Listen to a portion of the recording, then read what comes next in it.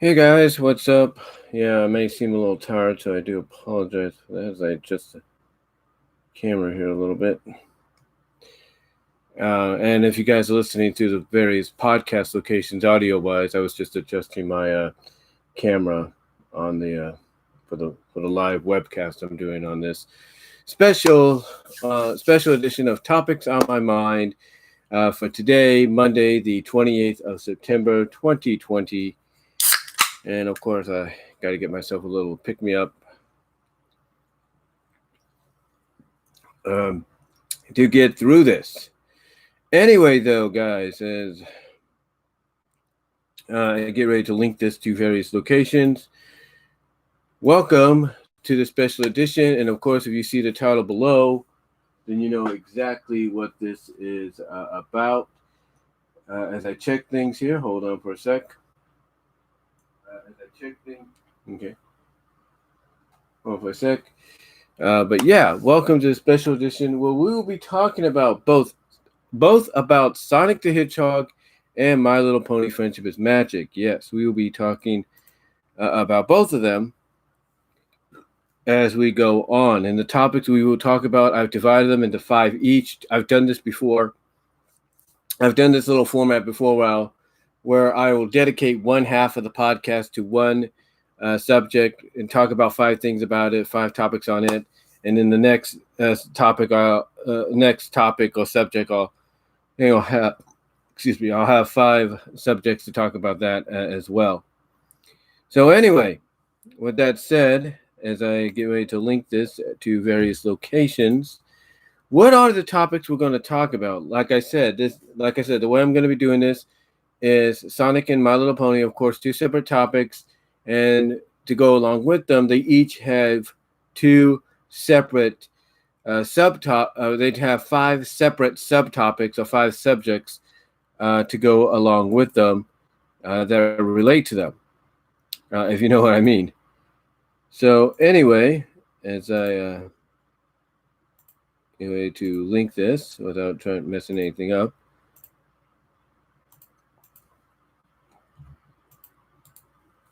Okay, here we go.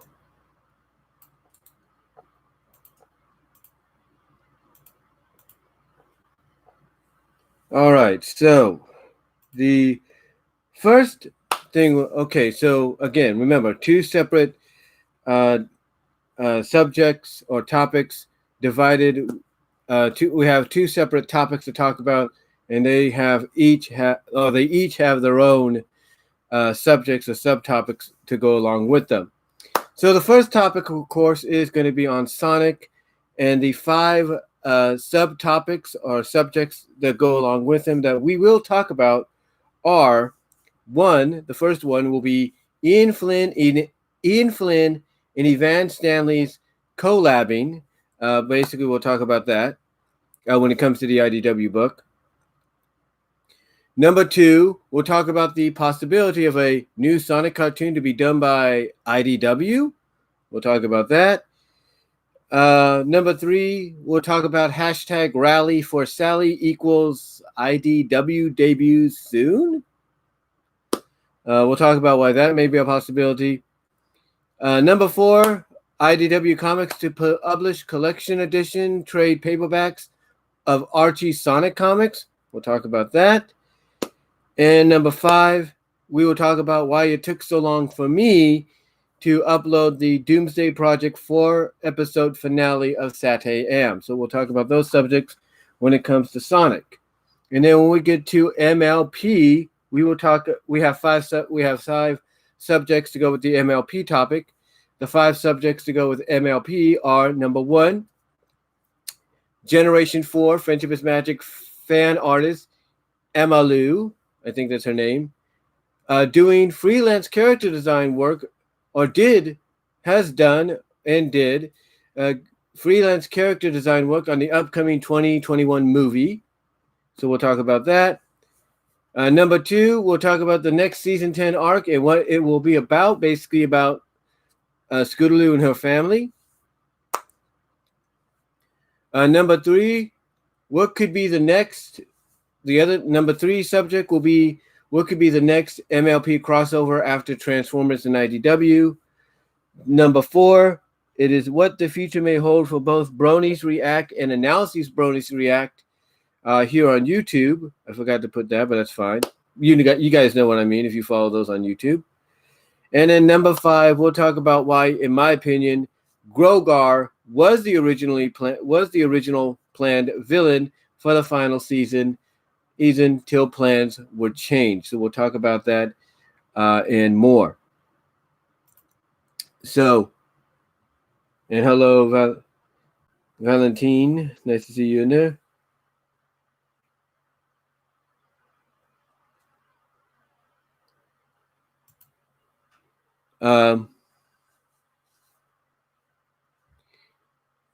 Anyway, so let's get into the topics here. First one we're going to talk about, as I link this up, we're going to first of all talk about Sonic. We're going to start off with that. And the first subtopic or first subject under the Sonic topic we're going to talk about is the Ian Flynn Evan Stanley collab, as we get this special edition of Topics on My Mind for today, Monday, September 28th, on the way. And hope you all having a good day, good afternoon, and all staying safe out there. So the first subject under the Sonic the Hedgehog topic we're going to talk about out of those 5 is the Ian Flynn Evan Stanley collab. Now, in case you guys don't know, Mega Beatman, also known as Matt, towards the end of his review of issue 32, talked about how Evan Stanley and Ian Flynn are going to kind of collab together. They're going to kind of work off each other when it comes to the Sonic book. Now, what that means, basically, from what I understand, is there's going to be how do I put this? From what I can gather is, Evan Stanley, of course, is taking over as the new head writer of the main Sonic book at IDW. Well, Ian Flynn, he'll still be working on Sonic, but he's going to be primarily focusing on the Bad Guys spinoff that they're doing, as well as focus on other projects. Like, he currently helps out with the crossover. He currently does writing for the crossover of My Little Pony and Transformers and other things like Ninja Turtles and stuff. So basically, what Mega Beatman addressed yesterday towards the end of his review is that Evan Stanley and Ian Flynn would be working together, working off each other, kind of collabing together, to where, as far as continuity goes, nothing would be lost. Nothing would be confused. Nothing would be lost. There would be no confusion. If Evan, comes up with something that fits in the story, then Ian Flynn's just gonna pick up where she left off. If she has to take a break or she has to focus on other projects, Ian Flynn would just pick up where she left off, and it feels like nothing would be nothing would be lost. Same thing with her starting next issue with issue 33. Nothing would be lost as far as what Ian Flynn has done before her. And so basically, long story short, the short is they're collabing together to make sure that the continuity is followed through to a T as far as the IDW book goes. Now, that all sounds great and everything. I'm not going to knock it. I think it's a great idea that both are pretty much agreeing that, hey, we're going to keep the story going as is. Nothing's really going to be lost. We may put in our own ideas here and there, but as long as they fit within the context of the story and the continuity, then that's fine. And again, I think it's a great idea. I think, honestly, if they probably would have done something like this with the Archie book, between all the multiple writers that were there, I don't think we would have had much of a cluster, when it came to the story series, the continuity, and the characters. However, and I don't like saying this, and I know people might comment and say, "Oh, that's not entirely true, Brian. You don't know if that's true or anything."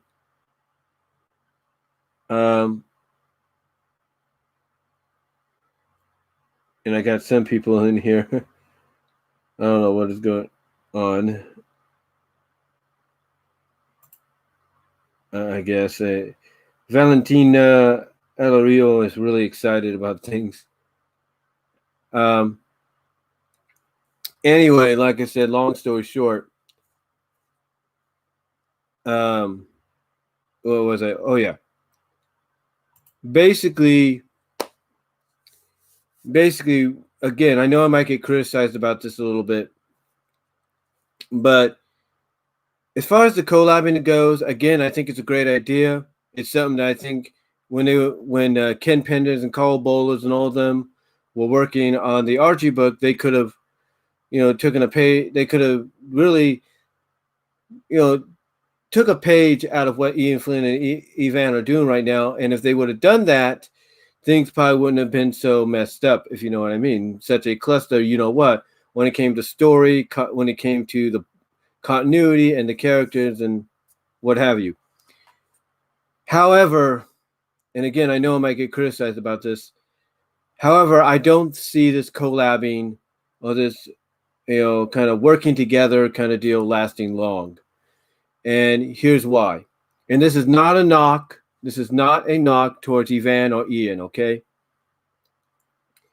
But I think Ian's going to get so focused on working not just on the spinoff, but after he's done with the Bad Guys spinoff for the Sonic IDW book, he's going to start focusing on other things. He's going to start focusing on, Transformers, My Little Pony, Ninja Turtles, whatever other projects that IDW has, either it's their original material or licensed material. I think what's going to happen is Ian Flynn's going to focus more on that, and he's going to basically leave Stanley to Evan. He's going to leave her to her own studies. He's going to leave her to her own ideas, if you know what I mean. And I bring this up, and I say this, and I bring it up because I think, honestly, that, as I mentioned, I like the idea of, two writers working together as co-head writers of a book, kind of working off each other. But I think as time goes on and Ian Flynn wraps up working on the Bad Guy spinoff book for the Sonic comic, I think, like I said, he's going to start focusing on other projects of other licenses or original comics that IDW has that he could contribute his writing skills to and the storytelling skills to, despite how people might feel about him when it comes to that. And I think Evan's going to be left to her own devices. He's going to let Evan do her own thing, and then eventually, in my opinion, Evan's going to start wanting to expand on the world a little bit more. And I bring this up because I think this might be, keep in mind, might be, the opportunity that, Evan has, not just Evan, but fans have been waiting for quite some time. I think, honestly, this could open up the door for other characters that we want to see in the book that debuted in the Archie book that are not Penders related, not Penders owned, but other characters that did debut there to show up here. And I think the door is going to be wide open for Evan very soon. I think she's going to have the door open for her very, very soon. Now, I know some of you might say that's not going to happen. Sega has pretty much put the foot down. Excuse me. They pretty much put the foot down. It's not going to happen. It'll never occur. But again, I want you to recall something, guys. I want you to recall something. All right. When Ken Penders would focus more on the Knuckles book and other projects he was working on, and he left Carl Bowlers and other writers to their own devices as far as the main book goes, they came up with ideas that even Ken didn't know about. Ken didn't, know about, that they put into the continuity.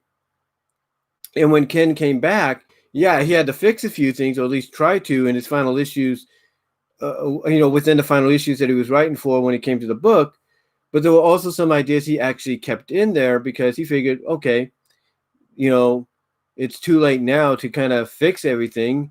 Everybody pretty much is now looking at this or that as part of continuity. And there you go.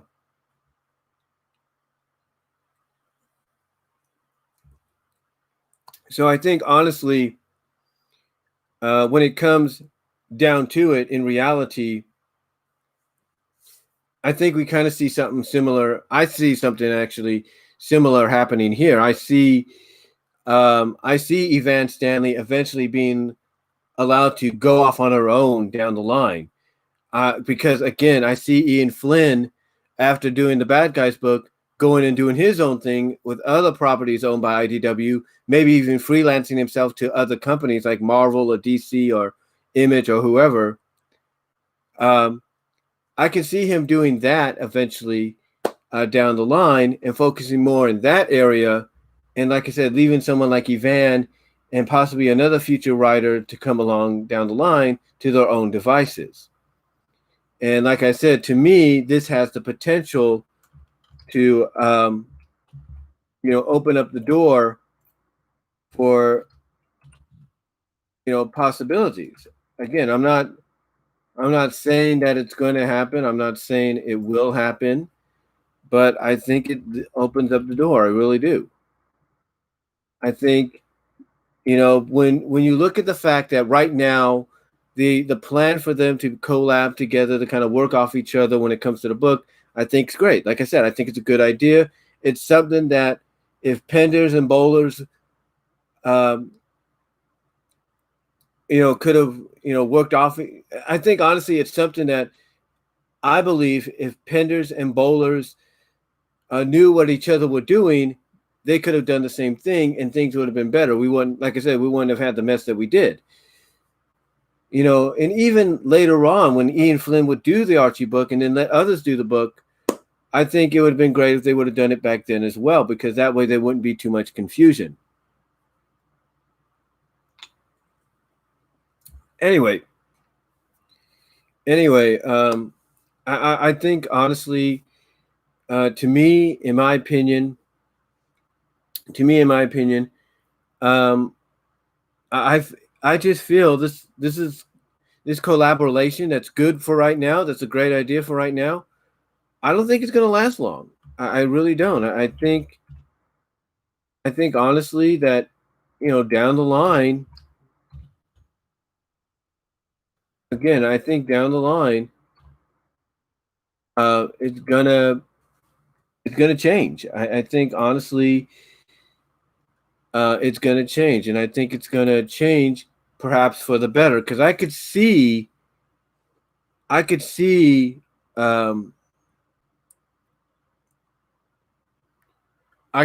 basically,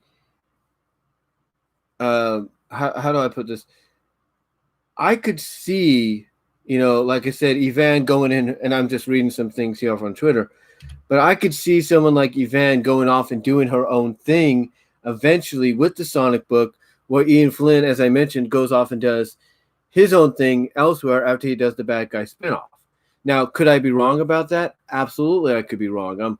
I'm not denying that. There are times, we could say, oh, well, this writer went off and did their own thing and everything, but, what I'm trying to say is, hold on for a sec. Excuse me. But like I said, we've all said that about, this kind of an idea where we think, oh, the collaboration between two writers on a book, whether it's Marvel, DC, or whatever, it's not going to last long. And, this writer's going to go off and be able to do their own thing with the book while this other writer does other things. But then eventually, those writers do come back together and collab and kind of basically continue where, the new head writer left off, so that nothing is lost. There's always been those moments where, you might think it's not going to last, but then all of a sudden it does end up coming back together. It does kind of, end up lasting and working, for a bit longer. And again, like I said, I have nothing against a collaboration like this. I really don't. I think it's good for the book. I think it's good for the book. It helps, keep keep things intact. It keeps the reader's attentions. There's no confusion possibly, but in the end, like I said, I just, in my humble opinion, I just don't see it lasting. Ian Flynn, he's going to do the bad guys book, like I said, and then he's going to go off and do other things, not just within IDW, but with other publishers. He's going to freelance himself to help contribute and write stories for Marvel and DC and Image and Top Cow and whoever. And Evan Stanley is going to be allowed to go in her own direction or down her own path. And you can't tell me that Evan, and if she's watching this, Evan, you can't tell me that you aren't looking forward to doing that. You're not. You can't tell me that you're not looking forward to possibly the day that when the day comes and Ian goes off and does his own thing, that you'll be like, you'll have that burden, or that burden kind of. I'm not saying Ian's a burden or anything, but you kind of have that. You don't have that extra head looking over your shoulder or anything like that to make sure you're doing certain things the way they want. You can't tell me, Evan, that you're not looking forward to the possibility of, being able to do your own thing and give the fans what they want. Because I think that moment is coming. It may not be right now, but depending on how long this book lasts and how long you remain as the head writer for right now as a book, either, well, basically as a co-head writer before eventually becoming the head writer, because we all know that's going to happen. You can't tell me you aren't looking forward to that day, because then that way you don't have to worry about Ian looking over your shoulder, making sure that you keep in, that you kind of keep in stride, you kind of coincide, if you will, with what he's already done, that you'll be able to do your own thing. You can't tell me, Evan, and nobody else watching this can't tell me that you aren't looking forward to that, because you are. Anybody that gets an opportunity like what you got with IDW, Evan, look forward to an opportunity like that. They're like, they count down the days, the moments, the minutes, the months, till the day comes when they're given that title of sole head writer, because the other co-head writer is now off doing their own thing elsewhere, and now you have the opportunity to write the stories you want to write. You have the opportunity to write the stories that you want to write, that the fans want you to write. And again, I think it opens the door for possibilities. I really do.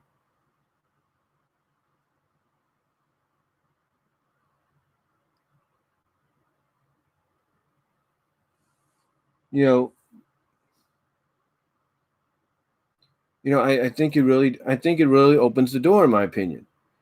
Now, like I said, I could be wrong. I'm not saying that. I'm not saying I'm right. I'm not saying I'm going to be right, but I just get this feeling that, because of what we've seen in the past with Ian, with all due respect to the guy, I think we're probably going to eventually see him go off and do his own thing, because to me,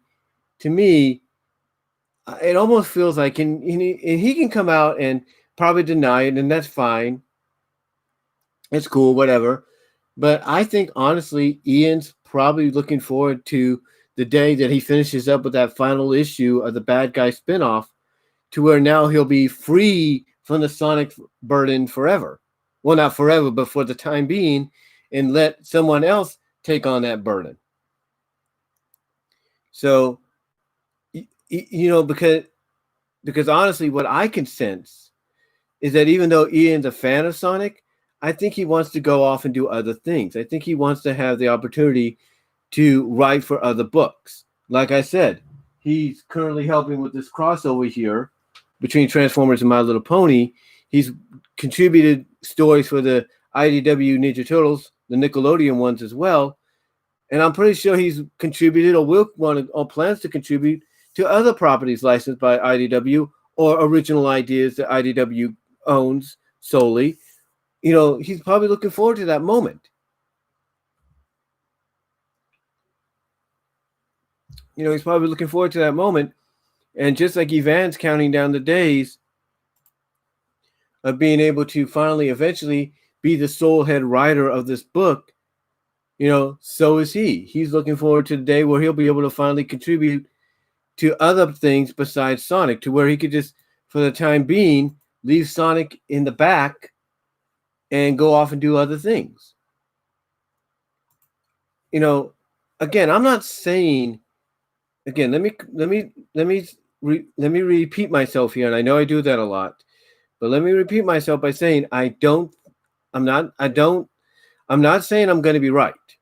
Okay, I'm not saying I'll be right, but I just look at this as one of those situations to where, you could just feel like something's going to change. You feel like something's going to occur, so that when Ian Flynn does come back eventually, he's going to notice, and he'll probably pay attention, but he'll notice that even though a lot of the continuity that he left behind originally is still there, that there's new additions of things, new parts of the world that are being explored, new characters that are debuting, new original characters or returning characters from the Archie books making their debut in IDW. He'll start seeing that, and he's going to have to work within it, because that's what the deal is. If Yvonne's got to do something comes up and she can't do the book anymore, part of the deal is he's got to work with what she put in there as well. And if she decides, hey, I want to bring in the Wolf Pack, I want to bring in Lupe, and the Wolf Pack to be part of this, I want to bring in an IDW version of her, she can do that. She wants to go the romantic route and say, you know what? Everybody likes Silver and Blaze together. I'm going to go put Silver and Blaze together. He's going to have to work within that bubble. He's going to have to. The point is that I'm getting at is, eventually when Ian comes back, and I've got a feeling, like I said, I've just got this feeling he's going to go off and do other things after the Bad Guys thing, after he's done inking the script for the Bad Guys comic. He's going to go off and do his own thing, to where I truly believe when he comes back eventually, he's going to see this. He'll be glad the continuity is still the same, but he'll probably raise an eyebrow and be like, really, Yvonne? You brought in Lupe and the Wolfpack? Or really, Yvonne? You put Silver and Blaze together romantically? Because I think what opens the door for a lot of this to happen as well is the ending. And this is where the whole collab thing comes into play, because basically it allows, I think Matt, a.k.a. Mega Beatman, said it best, it allows Yvonne to start off somewhat with a clean slate, because Sonic's now just journeying around the world like he did before. So it opens the doors again for Yvonne to do whatever she needs to do in the context of the continuity to help make the story intriguing and better than what it was before. And that includes bringing in, characters from Archie comics and making them the making them the IDW equivalent of who they, making them the IDW equivalent of who they were. Then, that's going to work too. I don't think anybody would have a problem either way. But like I said, I think, honestly, though, in close, because I know I don't want this topic to go too long on this first one. Because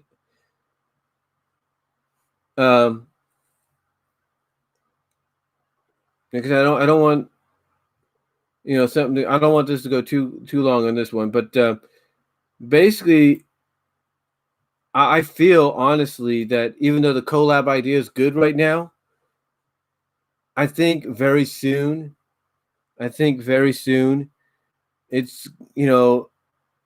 after it's all said and done, I think Ian's going to go off and do his own thing, and it's going to clear the path for Yvonne to write more stories, or then be more free, if you will, and be able to write some of the stories that she's been wanting to write, and that she knows the fans have been wanting fans have been wanting to be written, I should say.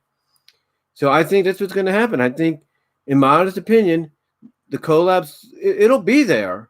It'll still be around. But I think what's going to happen is that after the Bad Guys thing is done, event, and Ian goes off and does his own thing for a while before maybe venturing back and helping to write some stories for the main book of the IDW Sonic, I've got a feeling that during that time he's away, Yvonne is going to play, if you know what I mean. She's gonna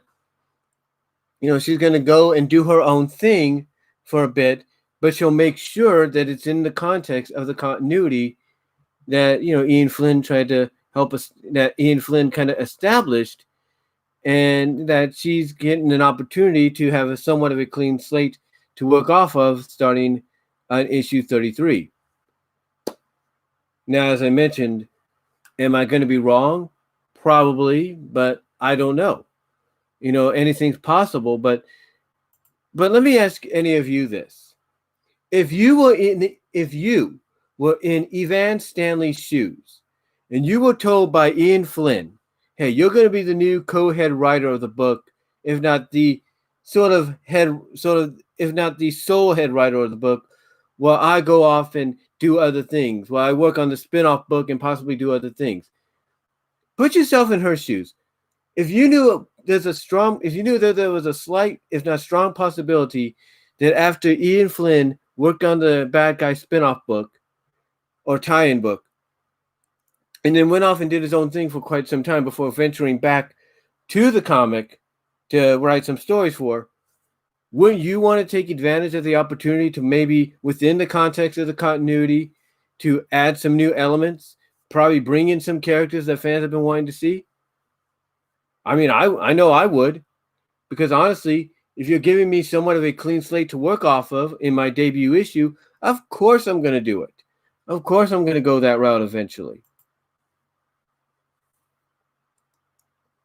So I think, in my honest opinion, down the line, very, very soon, it may not be immediately, but I got a feeling by the start of next year, Evan Stanley's going to start getting that ball rolling to, to the point that she's going to start writing her own kind of stories, bringing in new additional elements to the world, bringing in, introducing new, if not bringing in some popular characters from other Sonic media. I've got a feeling 2021, she's going to start doing that. She's going to start getting that ball rolling, and that possibly towards the middle or end of 2021, and if Ian Flynn is still, wanting to contribute to the Sonic book, he's going to come back, and he's going to probably have to work within that context of what she's added. And he knows it. He knows that to be true. So, it's just my opinion. But here's the thing. I've been reading the Sonic comics even when they were under the Archie license since they began. I was a subscriber to them from late '97 to they ended a couple of years back. Till the license came to an end a couple of years back. That's how long I've been subscribing. I've subscribed to the Sonic book when they were under the Archie license. That's how long I've been a fan of the comics in general, no matter what the publisher. And that's why I kind of have a gist as to what I could see possibly happening. I just get this feeling. And like I said, I know some people will deny it. They'll say, well, they'll probably point out that I could be wrong. And you know what? Maybe I am. Maybe I am wrong. But again, when you think about it, folks, if you're Evan Stanley and you are now basically put solely in charge, well, sort of solely in charge of writing for the main Sonic book, while the original head writer is off writing for the spinoff of the tie-in book, and then eventually moving on to other things within IDW and even outside of IDW, don't you think that the moment that occurs, when the original head writers start focusing on other projects, that you wouldn't want to take the opportunity to start implementing your own ideas of what the world is like, your own ideas of what characters originally and returning from other, originally that could debut in the book and from other Sonic media could debut in the book? Wouldn't you want to take advantage of that opportunity? I know I would.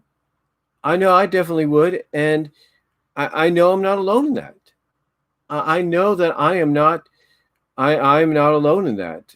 And again, I know some people, like I said, will kind of deny that and say it's not going to happen.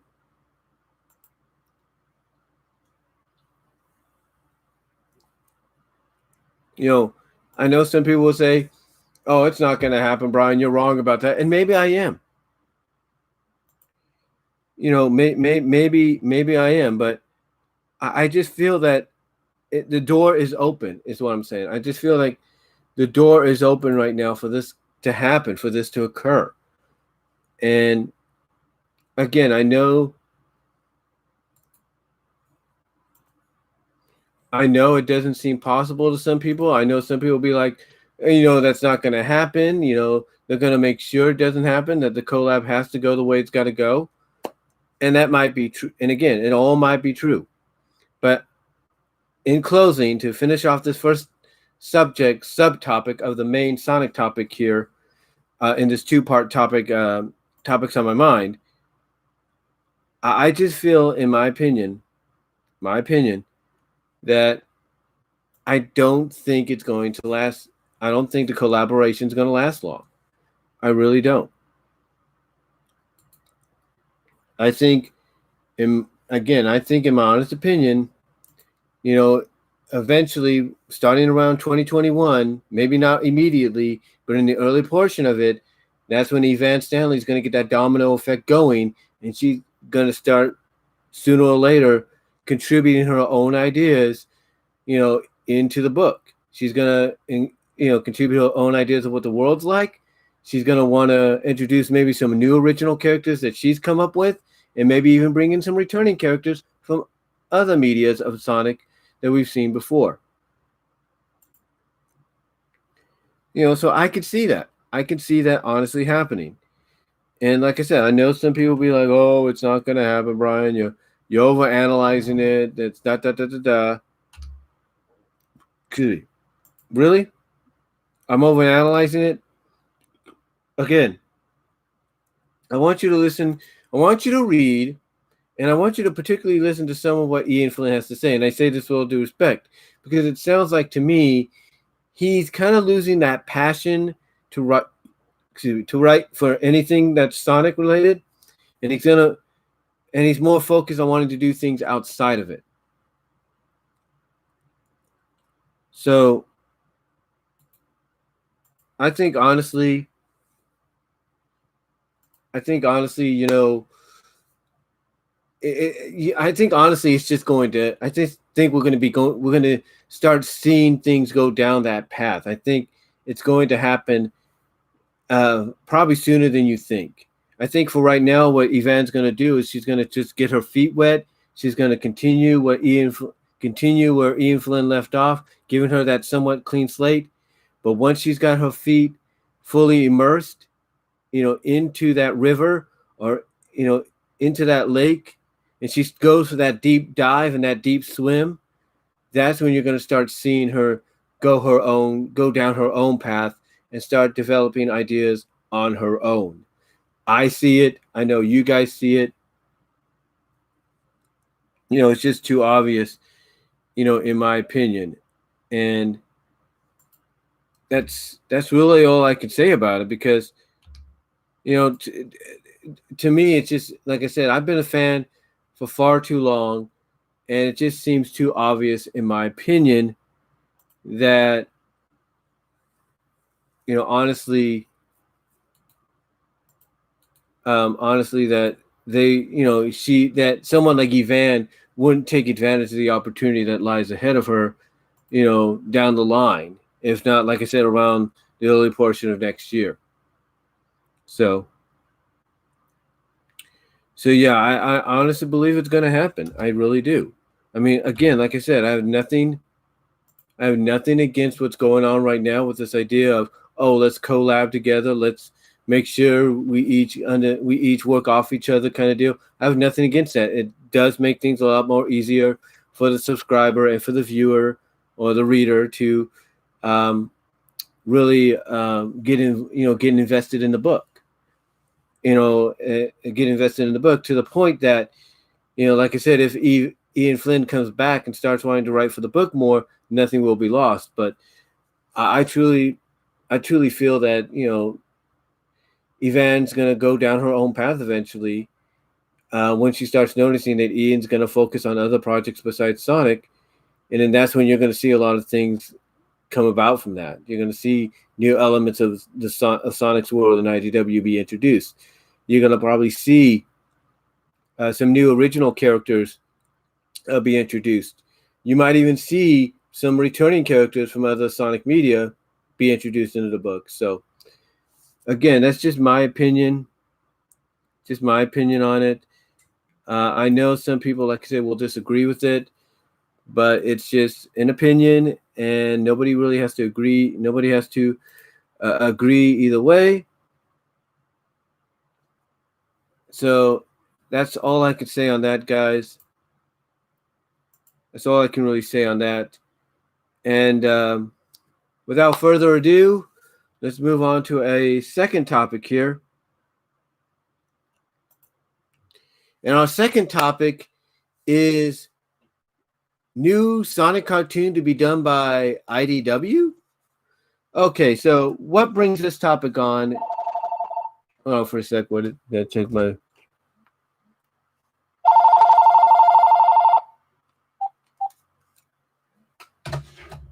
I don't know who that was out of Sonora. That's weird. But like I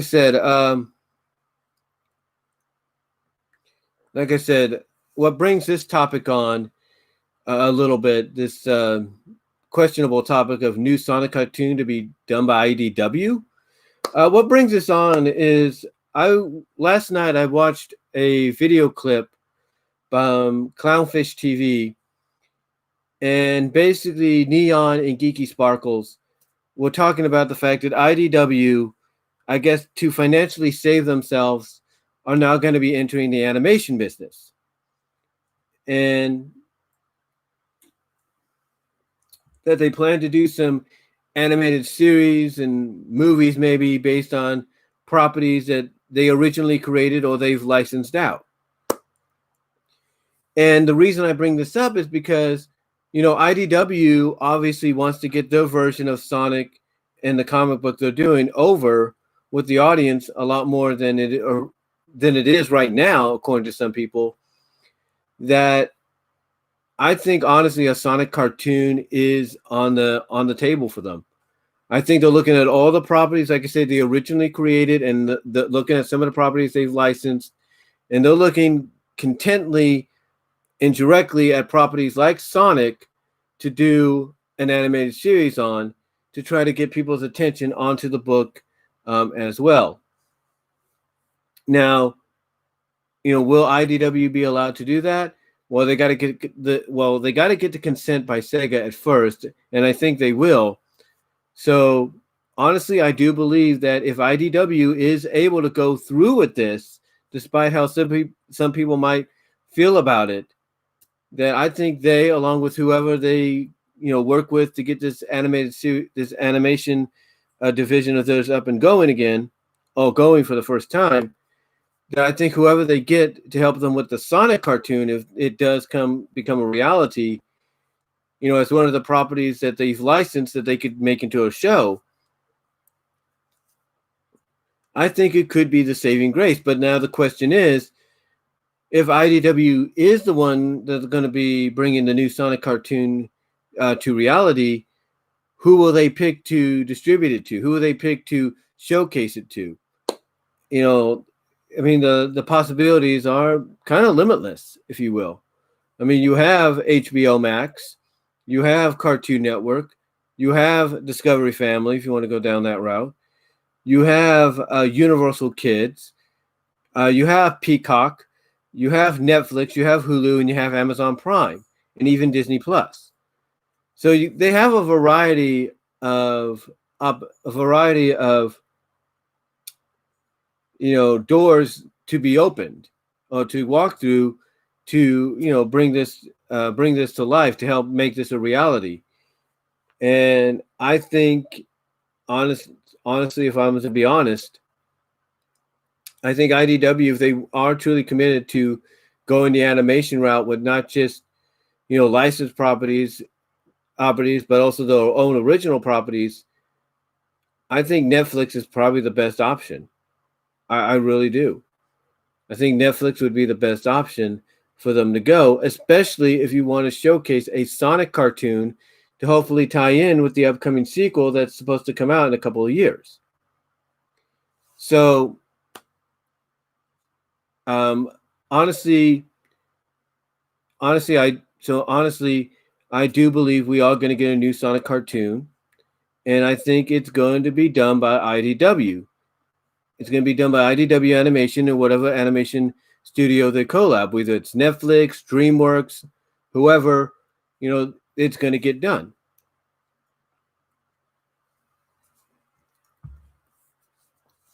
Now, I understand how some people might find this negative, animation, whether it's Flash or 2D or whatever, 3D, CGI, it takes a little too long to do, it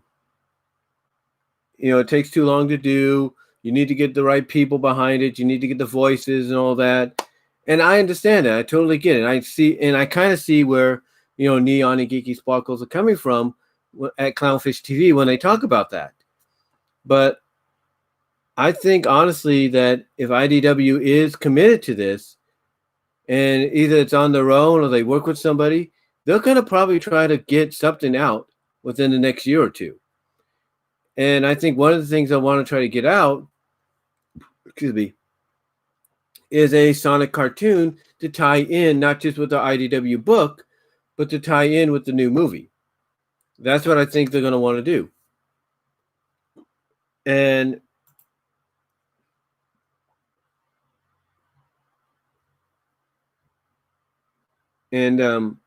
honestly, again, the possibility is endless. Not endless, but the possibility is there.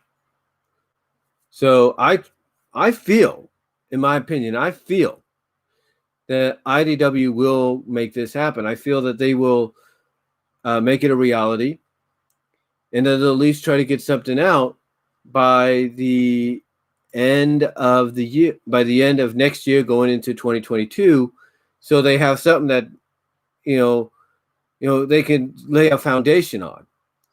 And again, I think Sonic's one of those properties that they'll look at that they've licensed from Sega, and I've got a feeling that Sega will be cool with it as long as they find a way to kind of help it tie into not only the comic, but be a tie-in into the upcoming movie. So I think IDW does have an opportunity to make this happen if they are committed. Because like I said, I understand where Geeky Sparkles and Neon are coming from, and others are coming from when they criticize this, because as I was saying I was before I got distracted by reading something here online, but like I said, I understand where Geeky and Neon are coming from. They feel that IDW doesn't have any idea what they're getting themselves into. Animation takes too long, stuff like that. So yeah, I get where they're coming from, but this is a risk that they want to take. And if it pays off, it pays off. If it doesn't, then IDW is going to have to figure out something else figure something else out to try to get some finances going back into their accounts, if you know what I mean. So anyway, though, to answer this second topical or second subjectical question, easy for me to say, do I think new Sonic cartoon is going to be done by IDW? Absolutely. And I think the main, distributor error, if you will, of the show, the place that's going to air the show, I think it's going to be Netflix. Because despite how you might feel about Netflix right now, some of the decisions they make, they are one of the bigger streaming conglomerates out there. And getting a deal with them, I think, will really help out in the end and really get, Sonic, the IDW version of Sonic, out there amongst the masses. I really do. So anyway, that's all I'm going to say on that one.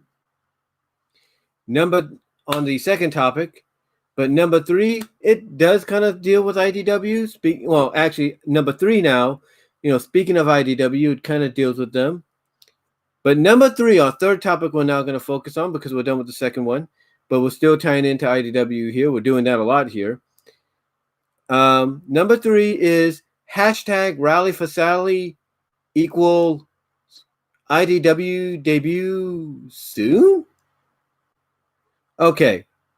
So again, for those of you that may not know, hashtag Rally for Sally, little bit of history, came about a couple months ago, when it was announced that Sega was allowing Tango the Lemur and Whisper the Wolf to, at one point, IDW exclusive characters to be part of the Sonic Speedball, to be part of the Sonic Forces Speed Battle mobile game distributed by Hardlight and Sega, as well as the Sonic Dash game distributed by Hardlight and Sega.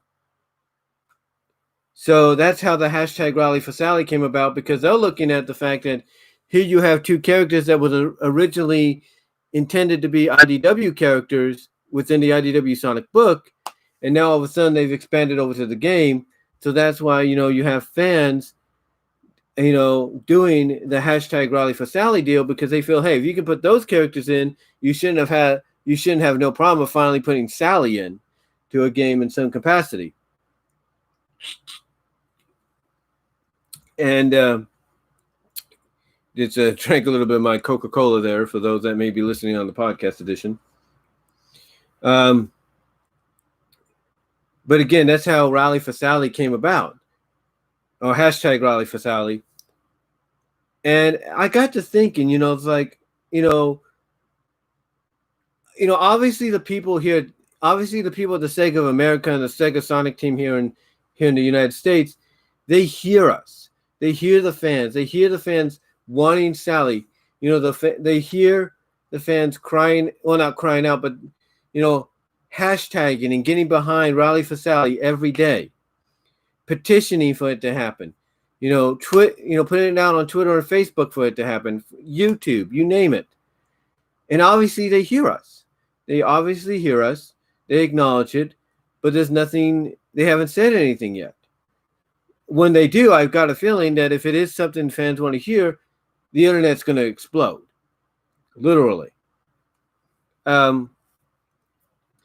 But here's what I think is going to happen. One, first of all, I do think that with a little bit more support, hashtag Rally for Sally is going to amount to something. It's going to, make, her addition into one of the games a reality. There's no getting around that. But here's what I think is going to happen next.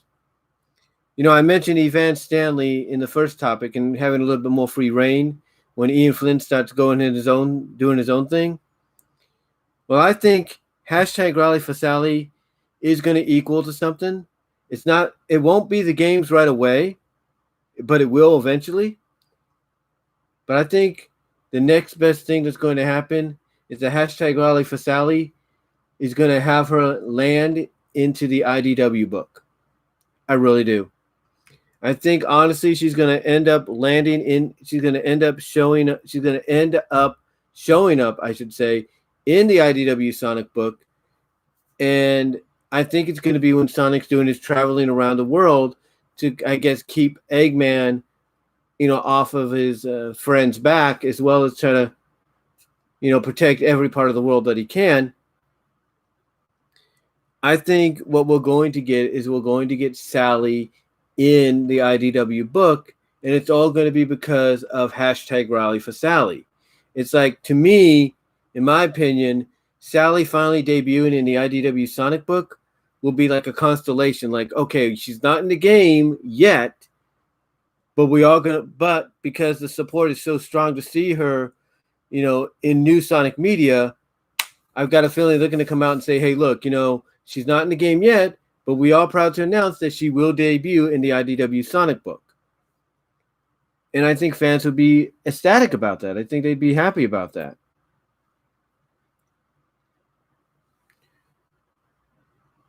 I think basically Netflix would be very happy about. I mean, not Netflix, sorry, but I was just reading some comments there. But Sorry about that.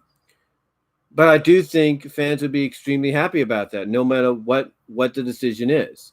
Because the fans want to see her in some capacity. Heck, there are fans that do fan art of her interacting with Tangle and Whisper. Like, she's always been part of the group. Excuse me again. But I think, honestly, that's what's going to happen. I think the constellation is going to be that it's going to get announced down the line, in my opinion, that she's not going to be in the games just yet, but as a constellation, they're going to let her be in the IDW book.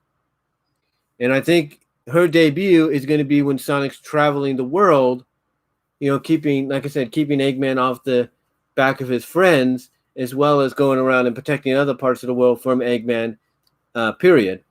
And I think one of those parts of the world that he'll travel to is going to have Sally there. I think Sally's going to get introduced very soon. It may not be this year, but it's going to be next year. Like I said, I've got a feeling that, the like I said, the hashtag rally for Sally. Sorry about that. I was just trying to think of what I was going to say there. The hashtag rally for Sally is going to result in her showing up in the IDW book. Now, some of you, as I mentioned, may think that's not a possibility. Some of you have even thought and come out and said, look, this whole hashtag rally for Sally thing is, it's not going to do anything. Sega's not going to allow this. Sega's not going to allow that. Well, you know what? If Sega wants people to, celebrate the 30th anniversary of Sonic next year, I think they'll be fine with this. I think, honestly, they'll be cool with it. I think, it's not to me, it's not a deal breaker. If you will, it's not a deal breaker whatsoever.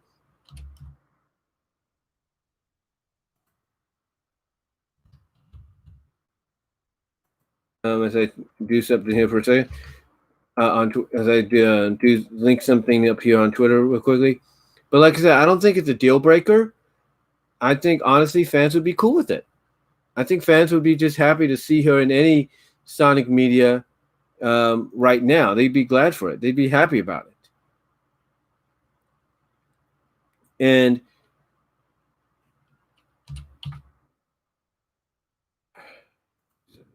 there we go. And I think that's pretty much the gist of it. I think if there's an announcement made that says, hey, Sally's going to be in the IDW books as a constellation for right now because they're not going to put her in the games just yet, I think fans would be cool with it. And honestly, continuity-wise, it ties into Sonic traveling around the world to keep it, kind of keep an eye on Eggman, keep him from, prevent him from taking over any parts of the world, get him off his friend's back, like I mentioned. So I think it's honestly, I think it would work. I think it'd be a great constellation. She doesn't have to be there as a regular. You could have her show up. And look, what I'm trying to say is she doesn't have to be there as a regular. You can have her show up on occasions. Not all the characters we see in the IDW book show up on a regular issue-by-issue basis. They only show up when they're needed. Like Knuckles, he's on the floating island right now. You could have him show up every issue just to get people to, read the book. But no, they're saving him. They're not going to, they're not going to, push the envelope, with his character, although they could. Although they really could. They're not going to do that. They're not going to push the envelope with him. If you get what I'm saying, they're not going to push it. But and the same goes for Blaze. When you look at the IDW book, for those that read it and follow it, when was the last time you saw Blaze before issue 31 and this issue 32? When was the last time? Towards the end of one of the first major arcs of the book, and that was it. And they haven't utilized her since, right? they could have easily utilized her in the Metal Virus arc, right? Never did, because they don't want to They don't want to, oversaturate the book with appearances of characters like her. And the same could be said for someone like Sally. Sally's a very popular character. So if you debut her in the IDW book, you don't have to bring her in every issue. You don't have to oversaturate the book with her every issue. Just bring her in on occasions when needed.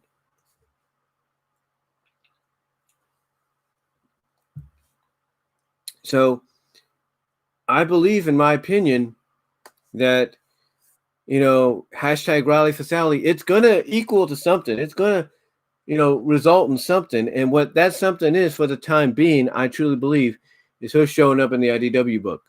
And it won't be at the end of this year. I don't think it will be, unless that's a big surprise that we don't see coming. But I do see 2021 as being the major possibility.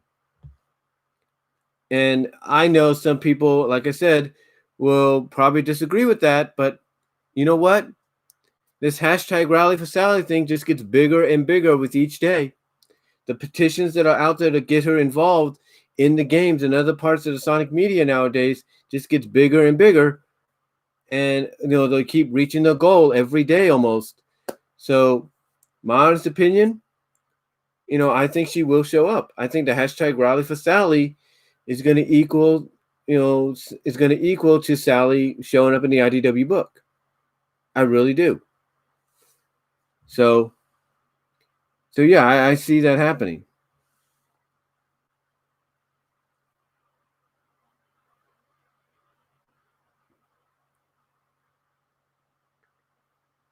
Well, hello, SatAM channel. Nice to see you in the chat. And look, I'm not denying what Ian's saying about why they can't, just be brought into the IDW Sonic that easily. And look, I understand the behind the scenes gist. But what I'm trying to get at here is, besides that, we're not talking everybody. We're talking working in a way that plays within the continuity. It plays within the continuity. And Ian Flynn and you can't tell me, SatAM channel, and thank you for being in the live chat again. You can't tell me that Ian Flynn doesn't know about hashtag rally for Sally. He knows, there's no doubt about it. And he probably knows that a game appearance may be long off, but a comic appearance, maybe once in a while it's not. So he knows there's a possibility that this hashtag rally for Sally could make that a reality. And I think that reality becomes reality in 2021. I really do.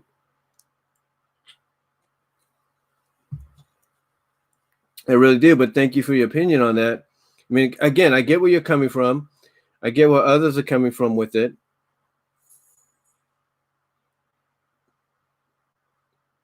Well, see what I'm saying? He's tweeted about it and everything. So if Ian Flynn knows about it, then obviously he knows it's, the support that's swelling up for it, and that it's got to result in something. So, he could say that it's not possible now, but think about it this way, SatAM channel. Think about it this way. He's going to go off and do his own thing for a while after, finishing up on the Bad Guys book. He's going to go off and do his own thing. And yeah, he's going to keep in touch with Yvonne for a bit, but you can't tell me that as time goes on, as I mentioned earlier, Yvonne's not going to start wanting to do her own thing and not see the opportunity of, okay, you know what? I'm going to try to bring these characters in, even if I have to do it in a way that coincides with the continuity and doesn't overstep boundaries. And she's going to do it. She will do it. You don't think she will? She will. But and I think that's how I see Sally coming in. I think that's what the end result will be. Hashtag rally for Sally. The first, step in, making her part of the Sonic media overall, games and all that, is her showing up in the IDW book.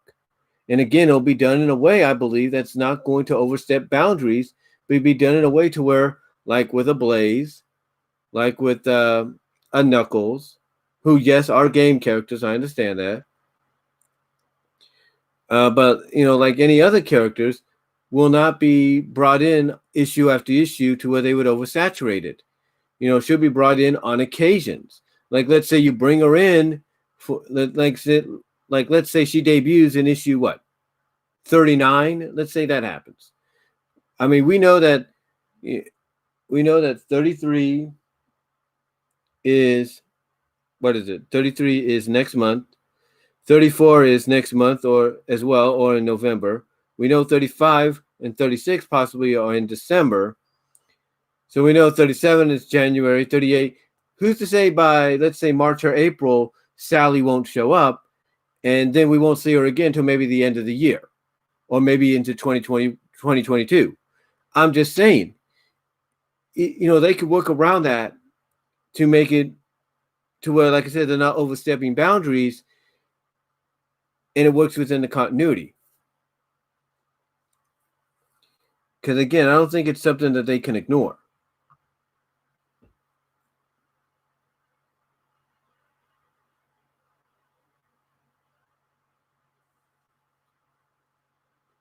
Yeah, that's one thing too that I think we could agree on, SatAM channel, that the metal virus thing is over. It went way too long. We'll put it that way. Maybe not as long as, let's say, these arcs behind me that all together combined together went, but I think we can all agree that it went way too long, a lot longer than it should. And again, you talk about world building, bringing Sally in possibly is an opportunity for that to happen, because you're not just building the world and showing the aftermath of what happened, showing the aftermath of the metal virus and how all the characters that Sonic and his friends are going to interact with down along the ways are dealing with this, but it's also an opportunity for you to bring Sally in. It could be a guest appearance, and then you don't bring her back in until maybe the following year or towards the end of next year. You get what I'm saying? And again, it works within the boundaries. You're not pushing the envelope. You're just once in a while bringing in a character that no one would expect here and there. Like I said earlier, like I said in the first topic, if Evan Stanley decided one day, hey, I want to bring in Lupe and the Wolfpack to be part of the IDW book, even for a one-shot appearance, she could do that. She would. She would, and she could. Even if it's a one-off, one-shot appearance or whatever, she could end up doing that. And I think anybody watching this and listening to this eventually, they understand that. They totally get that's a possibility. I mean, let me explain something.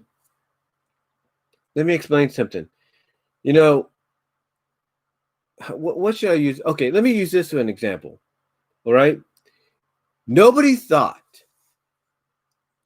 that Spider-Man, who from a movie perspective, whose license from a movie perspective is owned mostly by Sony for the time being, nobody thought Spider-Man would show up in the MCU, right? No one thought that was going to happen. Excuse me. Well, guess what happens? Guess what occurs? Starting with Captain America Civil War. What happens? What is the one thing that got people talking when the first or second trailer debuted for Captain America Civil War? Well, what got people talking? That's right, the appearance of Spider-Man. Something they never thought was going to happen, because there was always all these legal issues and stuff, and Sony wanted to do their own thing, which they kind of still want to do at times. When it comes to Spider-Man, they wanted to do this, they want to do that. They did not, Sony for a time did not want to collaborate with the MCU. Even though the door was open to make that happen. And by some miraculous way, they finally did it. So you have a right to your opinion, but you guys can't tell me that just because you think something's not going to happen because of this or that, then it won't. Because there's a strong possibility that just when you think it won't, it will. And if the world building that Evan Stanley wants to do, with Sonic and his friends, could possibly involve Sally making an appearance, her IDW debut, if you will, in the book, to show how she's probably leading her village or her group of people in the aftermath of the metal virus. If you don't think that's possible, you have to reevaluate. You have to reevaluate the possible will building will go that Evan Stanley has planned. Because again, like I said, nobody thought Spider-Man would, nobody thought Spider-Man from a movie perspective would show up in the MCU. But guess what? He did. He showed up in the MCU, and it's been nothing more than a success. It's been a, home run out of the park. So again, you can't say that it's not possible, because it is. It is definitely possible. You know it, and I know it. So to me, I think hashtag Rally for Sally will equal and amount to something. And for the time being, it won't be a game situation. It will be mostly her debuting in the IDW comics. I think that will be the first step. And it will happen possibly next year, in my opinion. I think it's going to happen. Either in the spring or summer of next year, she's going to show up. So that's my opinion. Will she appear in the games? If the hashtag Rally for Sally gets more support, yeah, I really think she will. But I think as of right now, I think the best constellation the fans are gonna get out of it is her debuting in the IDW book. So, that's just my opinion. Again, I know some people may disagree with that, and that's fine. More power to you. But I truly believe she's going to show up. Because again, I know some of you will also say that there's a big difference between what you're saying when it comes to the whole Spider-Man MCU deal. Okay, yeah, it is a big difference, but it is a similarity. Because nobody, again, like I mentioned before, nobody thought Spider-Man would show up in the MCU. And guess what happened? He did.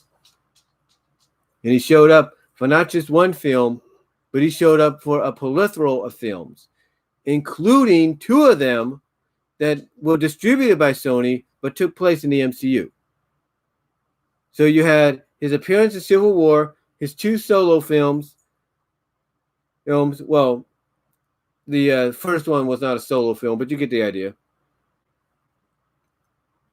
But like I said, he appeared, in Civil War.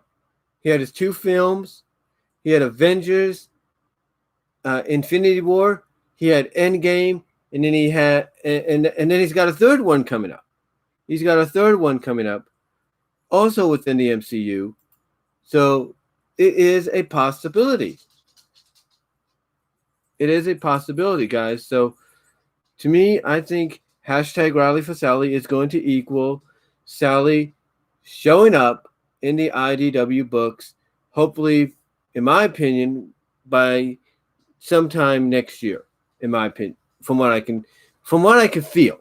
Because like you said, if Evan Stanley wants to do the world building, I think part of that world building's got to include characters new and returning, debuting in IDW. So anyway, though, guys, I'll be right back. I gotta go take care of something, but I'll be right back to talk about the final 2 topics here. I gotta go probably let my dog out to go bathroom, but I'll be right back, guys. Be right back.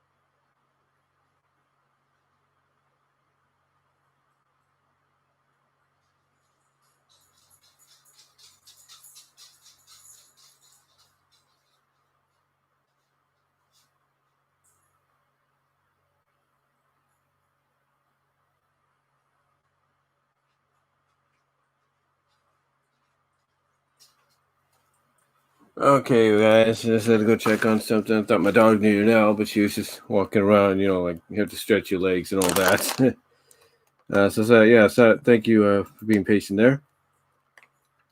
But anyway, I also got me some chips too. So if you hear me, see or hear me eating anything, it's chips to kind of keep me going here. So anyway, let's talk about a fourth topic. And again, like I said, to finish off on the third topic, I do believe Sally's going to show up in the IDW book because I think that's going to be the constellation for the time being, starting around next year or around sometime next year, to be, to make up for the fact that she's not in the game. She won't be in the games yet, but I think her being in the book, part of the world building that Evan wants to do, I think will be the good constellation. All right, so on to number 4. And number four is basically IDW Comics to publish collector editions. Okay. Number 4 is IDW Comics to publish collector edition trade paperbacks of Archie's Sonic comics. Now, I should have put a question mark there, but anyway. Yeah, here's the thing about IDW. We've seen them do it with Ninja Turtles, which is another license, another franchise they have the comic book license to. We've seen them do it with some of the Disney comics they have comic book license to. So, and even, like Transfrormers as well, and, whatnot, and even G.I. Joe, they've all taken some of the classic issues released and distributed originally by Marvel and Marvel and the Walt Disney Comics at one point, and Boom Studios and Archie. We've seen them basically take these these issues, put and basically collect them all into sets, into volumes, if you will, into volume sets that they would sell as trade paperbacks, graphic novels. So here's the thing: will IDW do the same thing? Is IDW going to publish collector edition trade paperbacks of the Archie books, of the Archie Sonic books? And I think they will. I really do. I think they will. All right.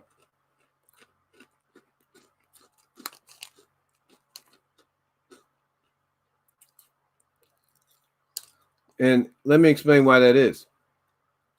You got the 30th anniversary of Sonic coming around next year. What better way for IDW to help celebrate that 30th anniversary than to collab or make some kind of deal with Archie Comics, maybe even reach out if they have the finances to do so, as some people would, criticize them for not having. What if they were to reach out to Archie Comics, to Ken Penders, to maybe Ian, they got Ian Flynn right there too, but to reach out to Archie Comics and even Penders and say, look, we're going to put this collaboration, we're going to start collecting all the issues of the original Archie book of Sonic and put them together as a trade paperback and then sell it. If IDW could do that, which I think they do have the possibility of doing, you can't say that, when we enter the 30th anniversary of Sonic next year, that there won't be some kind of announcement, maybe at New York Comic Con this year through the virtualness, because they're going to go virtual, or next year to kind of really, get a better mood going for Sonic fans, for that year over this year. You can't tell me that they won't attempt to come out and do something like that, because you know what? If they do, Sonic fans, no matter what, will like it. Because one, IDW will be showing, hey, we're not ignoring Sonic's original comic past. We're embracing it. And by having them, and by having them possibly come up with the idea to do the same thing they've done with the Ninja Turtles, like I said, to do what they've done with the Transformers and all these other licenses, in the past, by bringing all the other past publications together into collector volumes, you can't tell me that that's not like an idea just waiting to make money. Correct.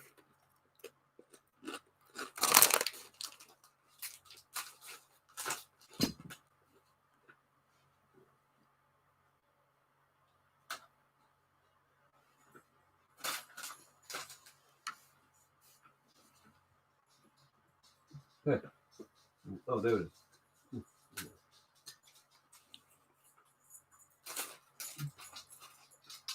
You can't tell me that's not something that IDW looks at and thinks, we can make some money off that. Because one, they can negotiate with Archie Comics. That's not a problem. They can negotiate with Ken Penders. That's not a problem. And they can make money not just for themselves, but for everybody involved, including Sega.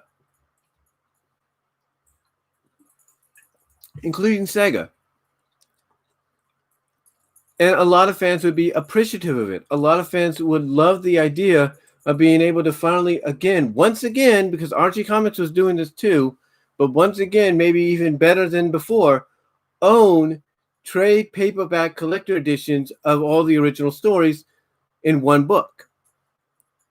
You know, you look at what they did with Ninja Turtles. It took them about, 16, 17, 18 issues to complete the entire Archie run? I mean, yeah, it'll probably take IDW a lot longer to do with the Archie with Sonic when it comes to the Archie run, but still, it's something to look at. And I think from a financial standpoint, you know, it would work. I think it would really, really work. Yeah, and let's see, what do you say, Son Michel? Ken Penders will want royalties, no doubt. If he were to be invited to Science Days, he's still yeah, I get that. You know, fans would not be happy if, let's say at a convention down the line he gets invited. Not a lot of fans would embrace him with warm arms. But IDW has proven, like I said, that they're willing to work with anybody to make something like this happen. I'll give you an example. Let's see. Let me see if I can get the book out here carefully without knocking things down.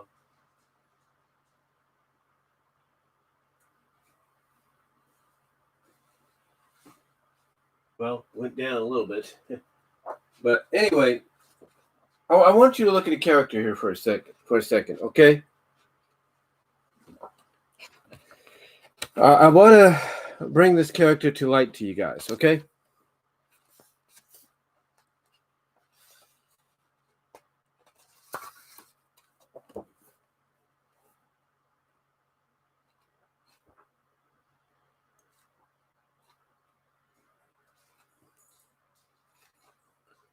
I know she's in here somewhere.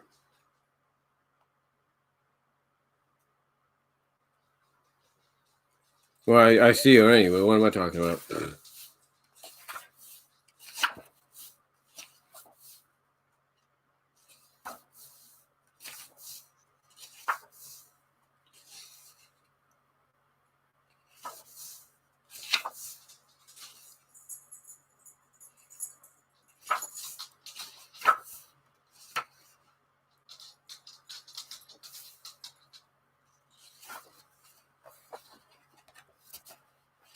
Oh, for a sec, guys. I'm looking through a book right now for those of you listening to the podcast. Here we go. A little bit better.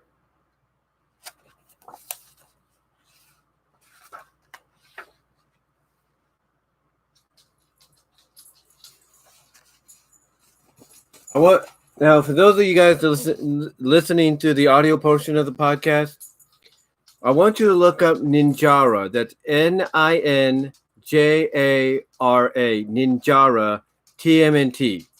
Look that up on Google. But for those of you watching, this is Ninjara here. This is part of the this was actually her final appearance, the Moon Eye Saga. The original idea was she was supposed to come back for another story that they had in the works. Anyway, Ninjara was originally created by, let me see, I think they should have them credited in here.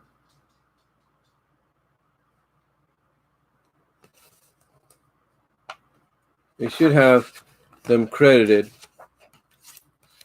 Let me get my glasses on for a second, guys, and I can try to see.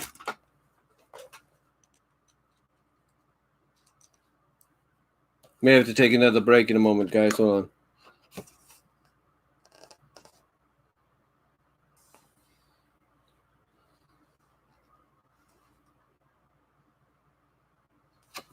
All right, hold on for a sec, guys.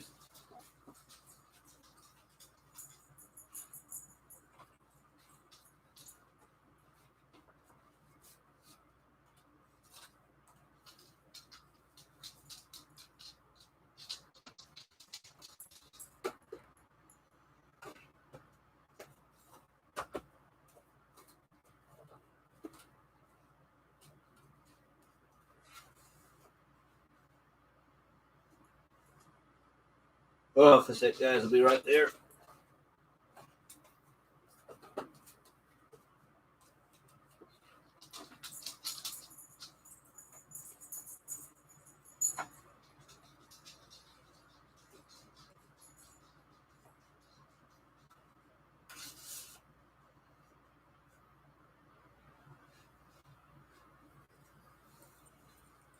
But anyway, I think one of the co-creators of Ninja, I'm going to look this up right now on the internet.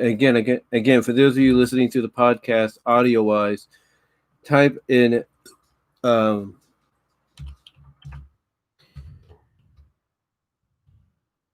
TMNT. See, who are the creators for her?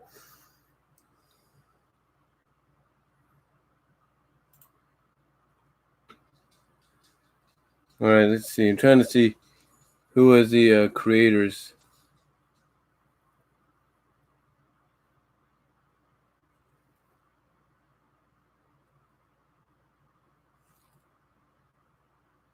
Okay, the creators were Stephen Murphy and Chris Allen. And basically what happened is there's a series, another comic book series that came out by another publisher. Another publisher. I think they were called Radio Comics.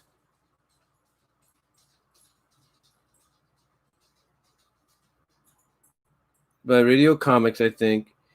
And talk about that in a moment. Hold on, guys. I'll be right back.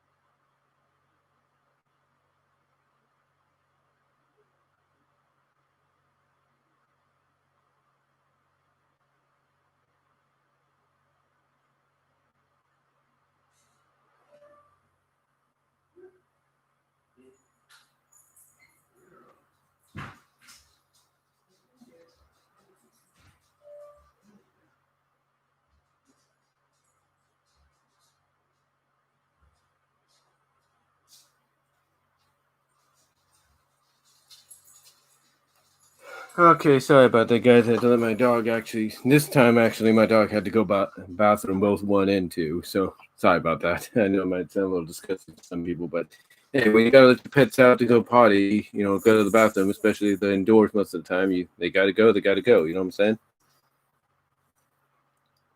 Anyway, though, where was I? Oh yeah, Ninjara. That's what I was talking about. So anyway, like I said, Ninjara was created according to Totalpedia.fandom.com. If you look under the name Yumiko, which is Umeko, Ninjara was created by Stephen Murphy and Chris Allen, rather than Kevin Eastman and Peter Laird. So this is what Totalpedia.fandom.com says, and I quote, since Ninjara was created by Stephen Murphy and Chris Allen rather than Kevin Eastman or Peter Laird, after the Archie series ended, they were allowed to continue using her. She had a brief stint in her own comic, Ninjara Seed of Destruction, published in Furlog, a furry fandom stories magazine from Radio Comics. So far, she has appeared in issues 47, 48, and 52, which I have all 3 of those. I know, weird. But hey, now I know you're thinking, oh, that's weird. You have those comics? Well, if you read about the fact that one of your favorite TMNT characters is now appearing in those, then yeah, you want to get your hands on those. Basically, now to continue on what they said, continue on the quote here, it says, or to finish it off, it says, the tagline was, she's not hanging out with teenagers anymore.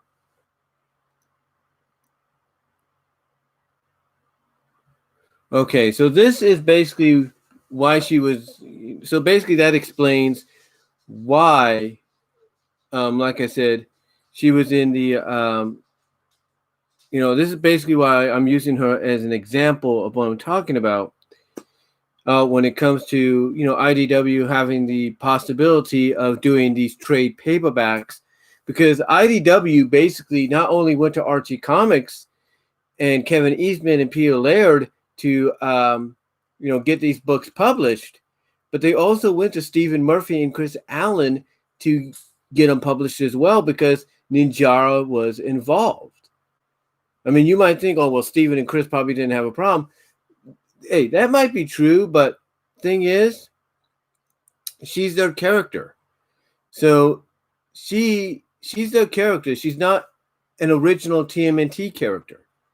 So for her to be involved in the trade paperbacks here of the TMNT Adventures of the Archie books that were known, that went under that name during the Archie run, is what I'm trying to say, then yeah, obviously it shows that IDW will go to great lengths if they have to make trade paperbacks, based on other publications of the license they currently have the comic book license to, a reality.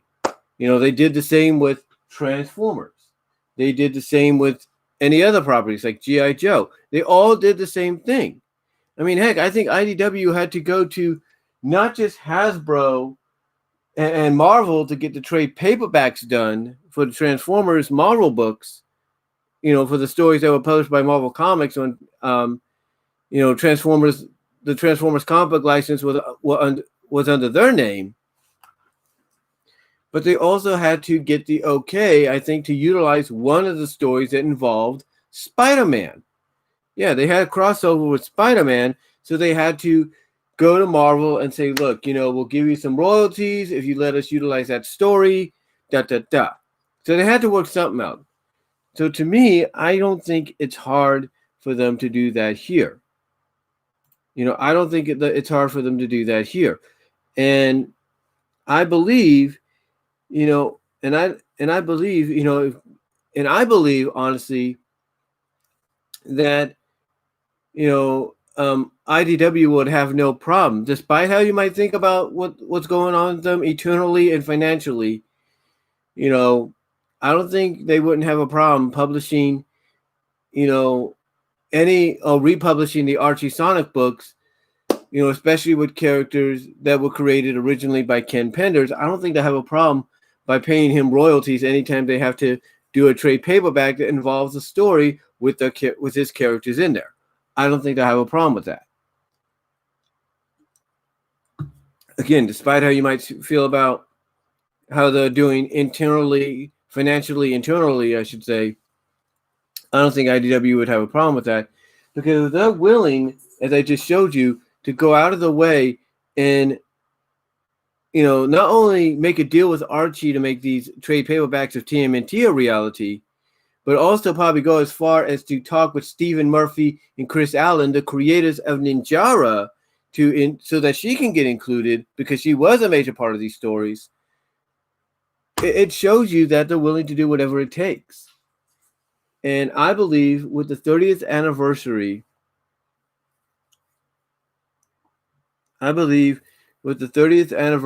of Sonic just around the corner, I think they'll be willing to do something like that. I really do. Hold on for a second. I'll be right back.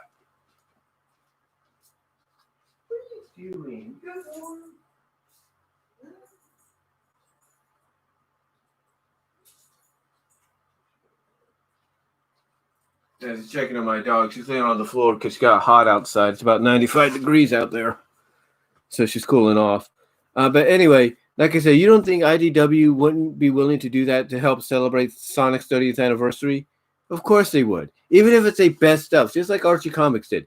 Even if it's a best of, like a trade paperback of some of the best story arcs or one-shot stories that they've done, I don't think IDW would have a problem financially, paying Archie Comics, paying Sega, and paying mostly Ken Penders.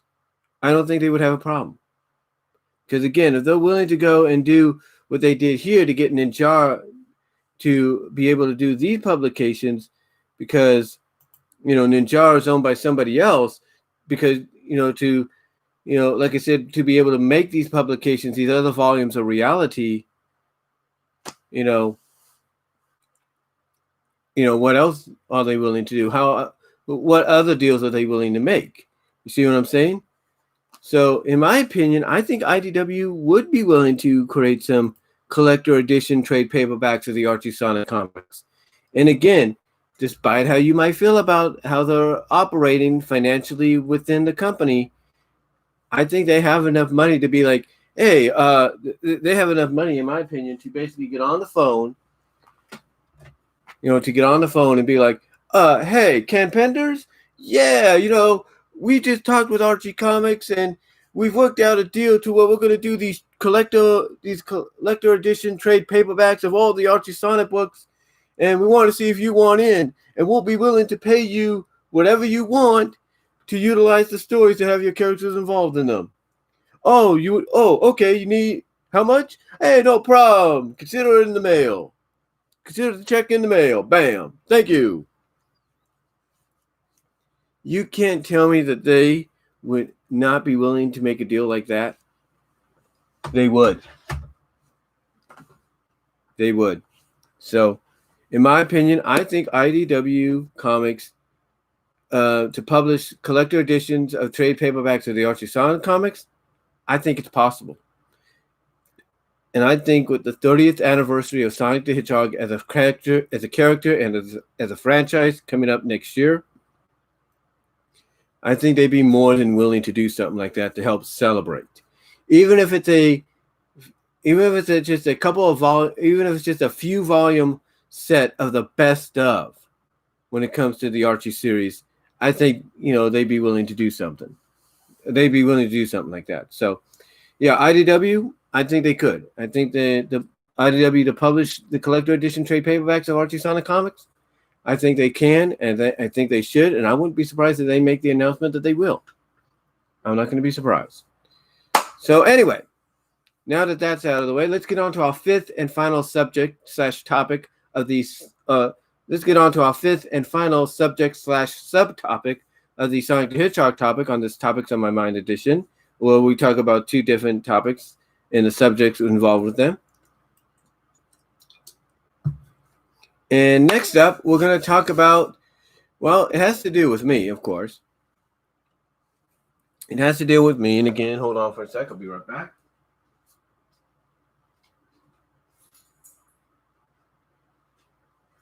Just checking something again, guys. But anyway, all right, the fifth and final subject here has to do with me, and mostly,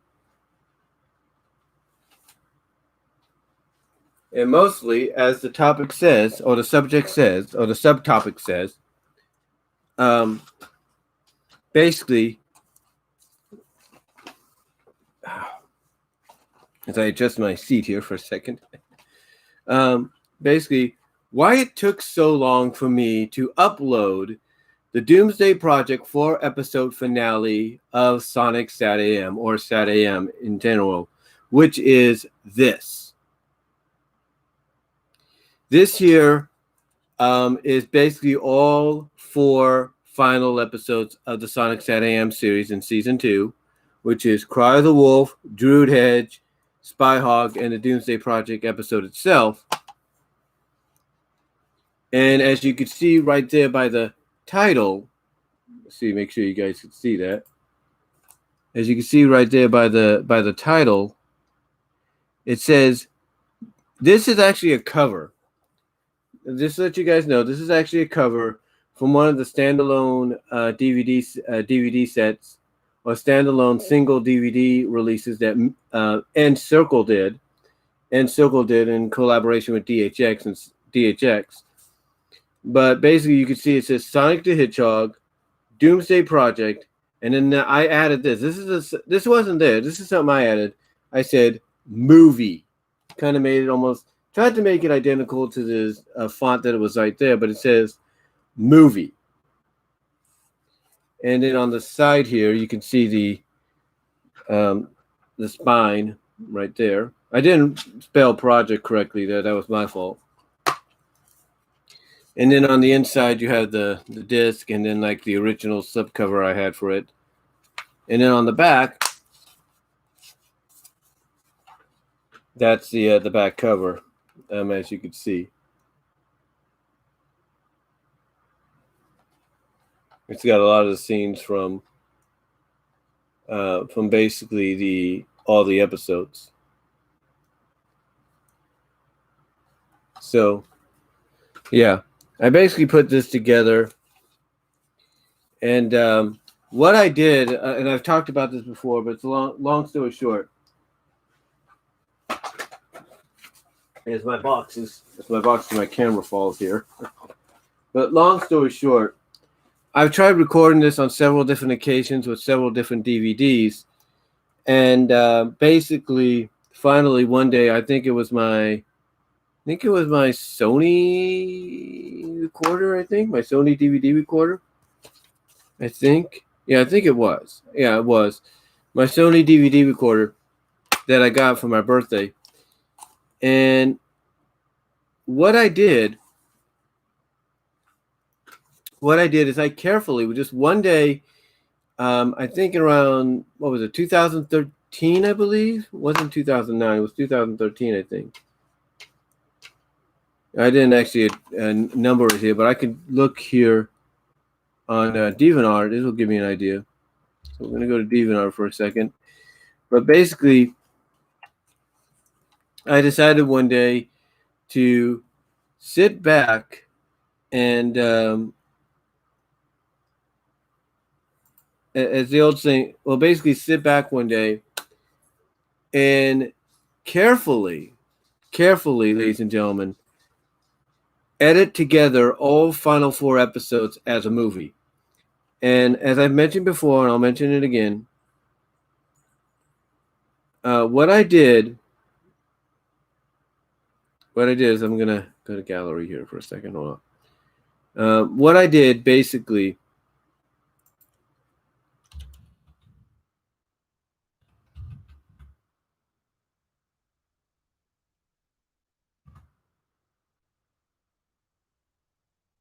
oops, misspelled that for a second. Hold on.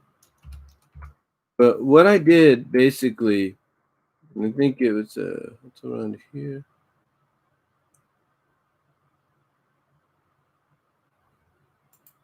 Let's see what year it says. Yeah, 2011. Between 2011 and 2013, mainly. It was like 2013, I think. What I did what I did basically is I used my new Sony DVD recorder, and I carefully edited, I should say, all the episodes together. I carefully edited all the episodes together, and basically the way I did it was I went to Doomsday Project first, did the intro and the title card, and then as soon as it went to black, paused it, went to Cry of the Wolf, went to the episode, then went to the main menu, went to Cry of the Wolf, let the intro and the title card play there, and as soon as that faded to black, I unpaused it, and it basically feels like it starts with, and basically when you watch it, and you can see it here on my channel, when you watch it, it feels like you're watching a movie because you get the intro, you get the title card for Doomsday Project, but then as it fades out to black, and then fades in from black, you go right into Cry of the Wolf. It feels like it's just one big thing, and it's the same thing for each and every episode after that. So like after Cry of the Wolf, instead of getting the credits, it fades to black, pause, unpause, you go right into Druid Hedge. Same with Druid Hedge going into Spy Hog, and then of course into Doomsday Project. And I know some people might have their differences about this and everything, and that's cool. It's not a problem. But here's the thing: to get back on track here as to why it took me so long to upload it, if you will. The reason it took me so long was the copyright situation. You see, back when I did this and I first told people about it, I had people asking me to upload it onto YouTube. And I was like, no, I don't want to do that. I don't want to risk losing my channel or anything like that. But then I guess what started to convince me that maybe it's not so bad is when I saw somebody actually take the two-parter Blast to the Past and kind of do something very similar. Basically, they took both episodes, sliced them together into one deal. And I saw how long it had been on YouTube, like lengthwise, like time-wise, like years, month, whatever. And I'm like, okay, so if they could have that on here, then maybe it shouldn't be a problem for me to do mine.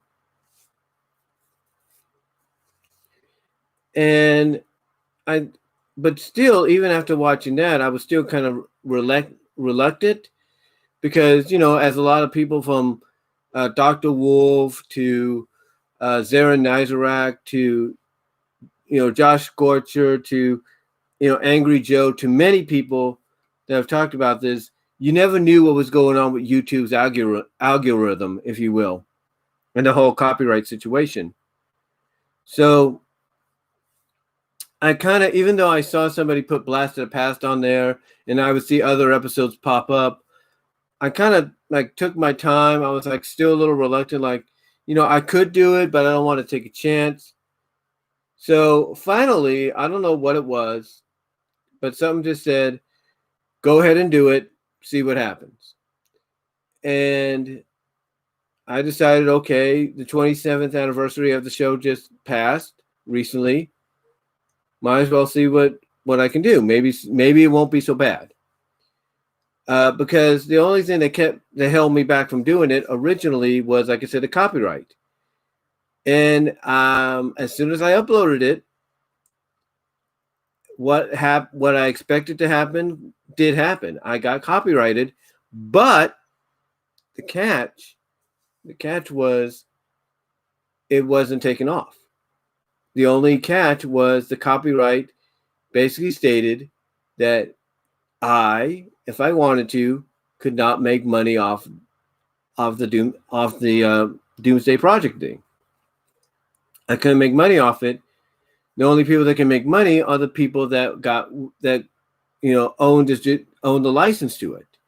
So in other words, like DHX, stuff like that, and Circle, Cookie Jar, DHX, they're the ones that own the rights to it.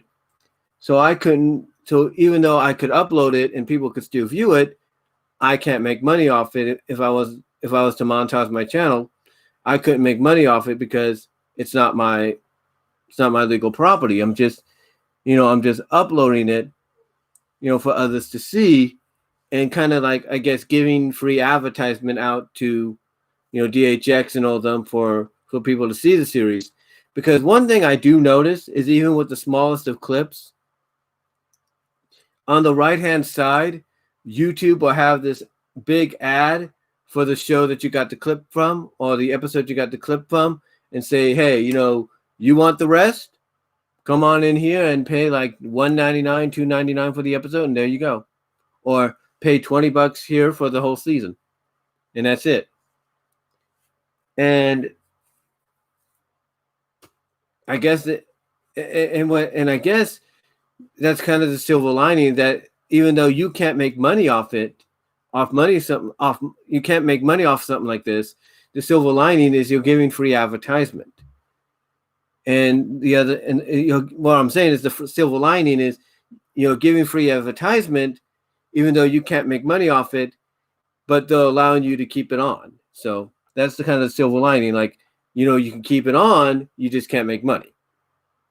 And it kind of helps them advertise it as well. Advertise people to buy it anyway.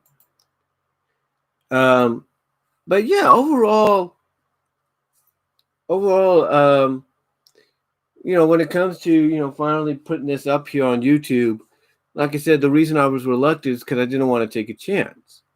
I didn't want to chance the fact that, it's going to get taken off. Thankfully, that didn't happen. Because, like I said, I think and I've said this before, and I talked about the copyright situation in one video. Basically, I think a lot of studios are realizing, hey, we're getting free advertisement. The only thing we could do is just say, hey, look, thank you for the free advertisement, but since we're the ones that created it, made it a reality, we're going to make the money, but you can keep your video up. And that's it. And that's pretty much what they did. That's pretty much what they did. So I'm appreciative of it, even though, like I can't make money off it if I wanted to, even though some people might say it's fair use.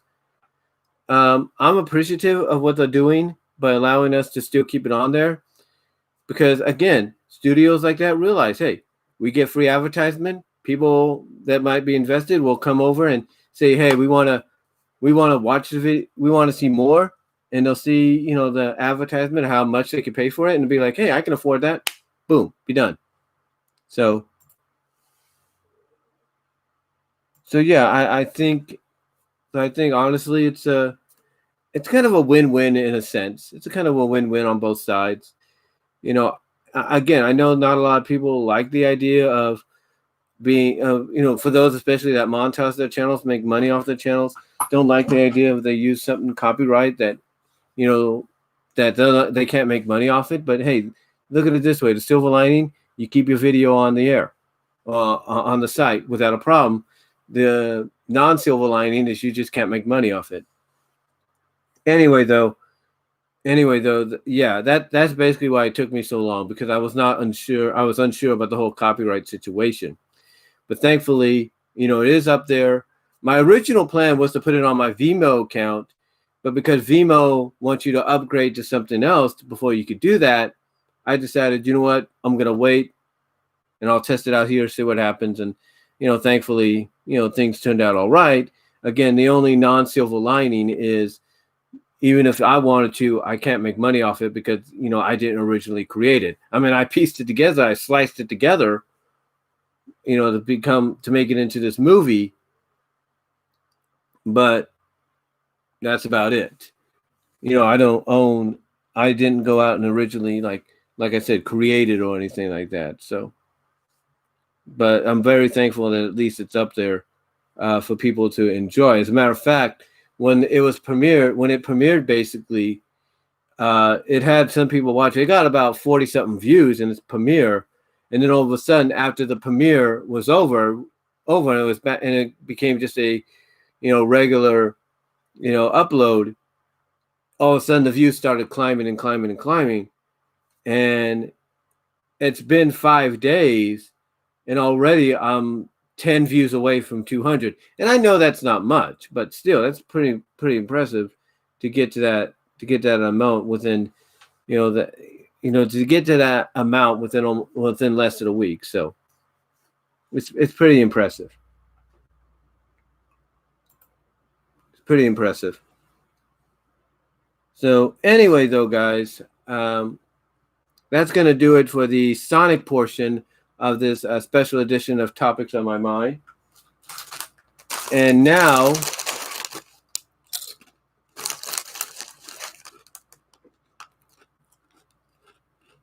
hold on, sorry.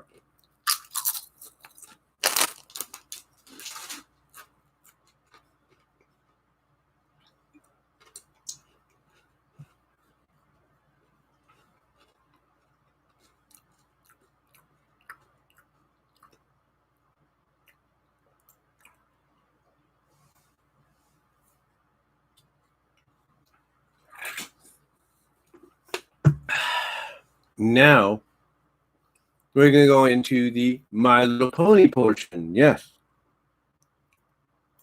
I know we're about 2 hours in, so I do apologize. I mean, when you have to let your animals out to go potty, like I said, and everything, and you have to check up on stuff, it takes a bit. So, but yeah, now we're into the My Little Pony portion. Hopefully this won't go too long. And the first topic we're going to talk about for MLP is something that Dr. Wolf actually talked about this morning. And that is a G4 fan artist, Imalou, did or has done freelance character design work on the upcoming 2021 movie. That's right. We actually had a fan. I think you can look them up online. That called Imalou. That's Imalou, L-O-U. Imalou. Did some work, and you can look this up on Equestria Daily too. That it's in there as well. Did some work on the 2021 movie, and this is actually pretty good news because I think Dr. Wolf said it best that to see studios like Boulder Media, which is behind the movie, allowing fan artists to come in and help work on the movie artistically, kind of shows you that Hasbro understands how important the fan base is when it comes to something like MLP. So to have an actual fan come in there and freelance and do some freelance work on the movie is definitely a good sign. Because when you have somebody come in and do freelance work of any kind and they're a fan, of course that company, that studio is going to want to they're going to want some kind of input from that fan. Like, okay, what do the fans want? What would they like to see? How would they like to see the characters interact?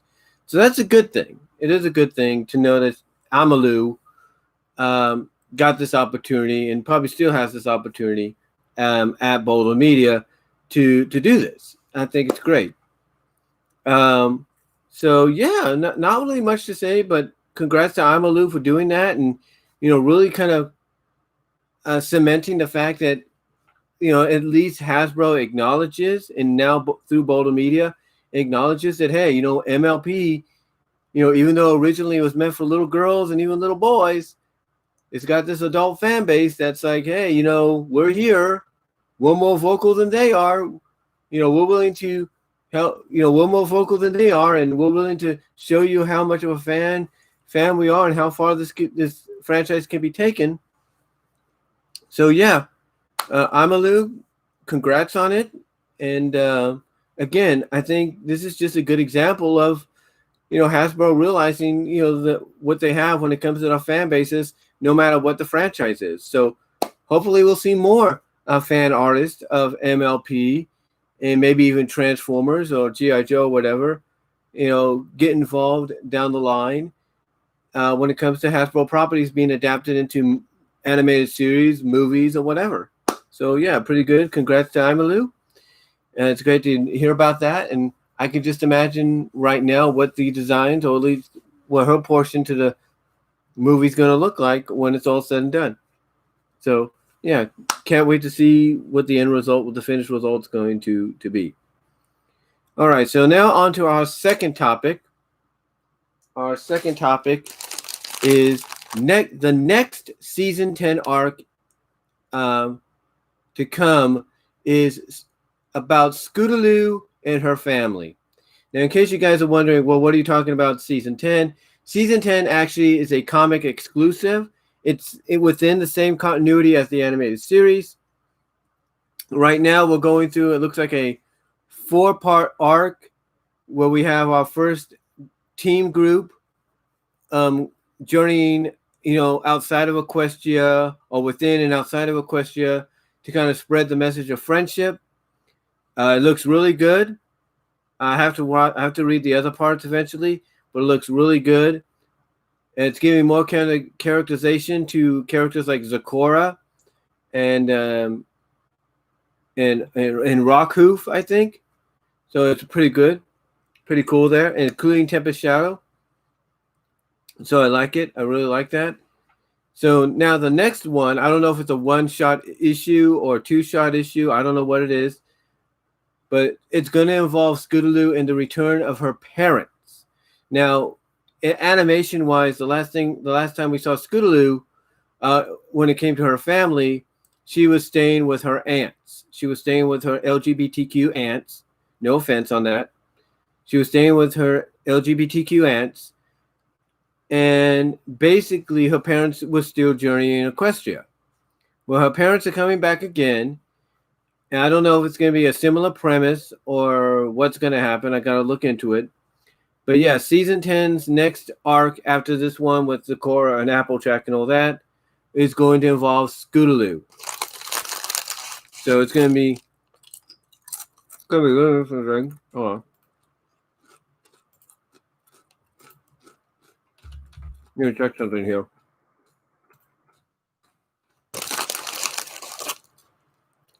I'm looking up Equestria Daily.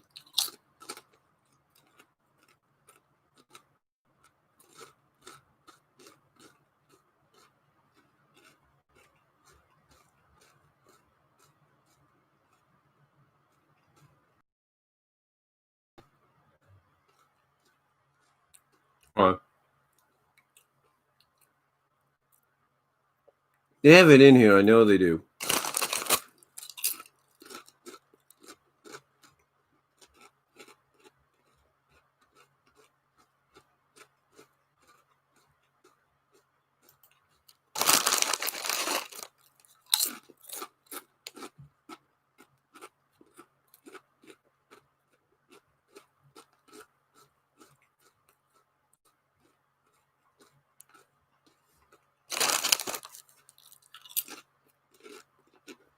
Huh.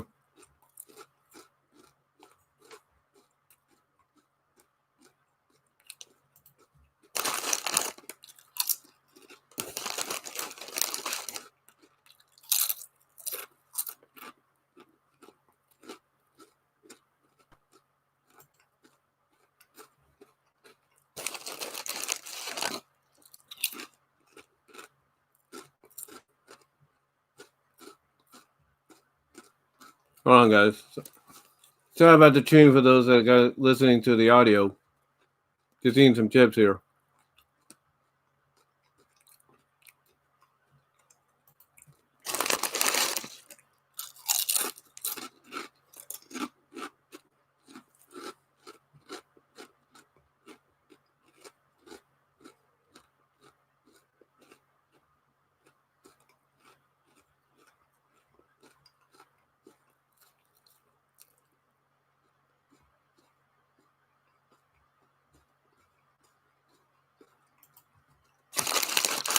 But yeah, like I said, basically the next arc in the season 10, in the comic adaptation of season 10, or continuation of the animated series, which is season 10, it's going to focus on Scootaloo and her parents. Like I said, if I can find it here, I will. If I find information on it here, I will. May have to go to comics just to read about that.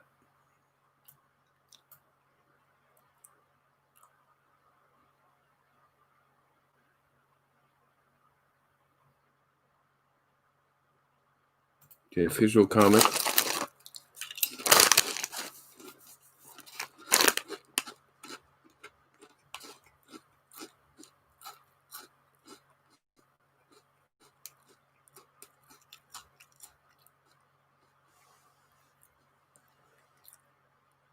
Okay, here it is. 93. It's the answer. We'll get the focus in issue 93. See if we can read this.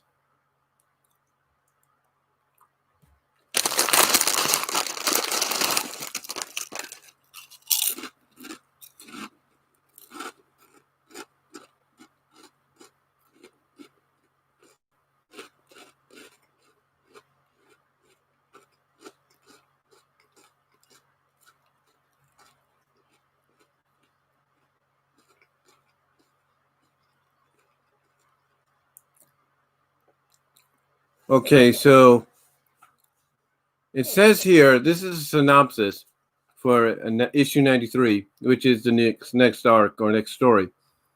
It says Snap Shutter and Maine Allgood.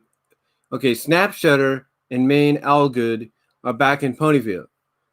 Scootaloo is beyond excited for her parents' visit, but when it becomes clear that they don't have much in common, Scoots learns that there's no right or wrong way to be a family, and that's okay.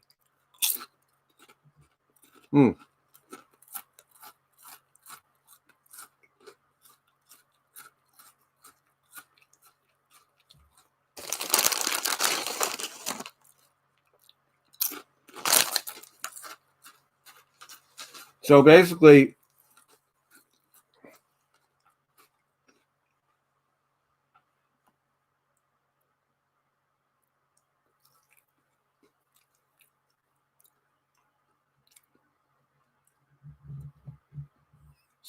it looks like you might be dealing with divorce or something.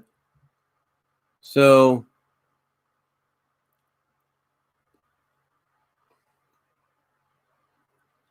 that's what it sounds like. That's what it sounds like. So yeah. It looks like it sounds like it's a one-shot deal.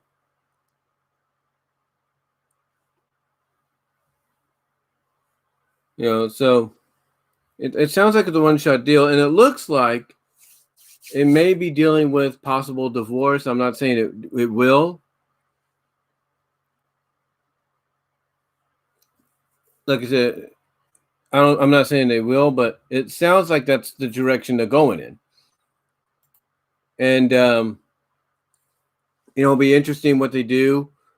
But it definitely gives you an idea, basically, based on what they're doing with Scootaloo here and making this possibly a one-shot deal, what their plan is, what kind of the pattern they're going to go with. Like what we got right now with Sakura and Applejack and Tempest and Raku.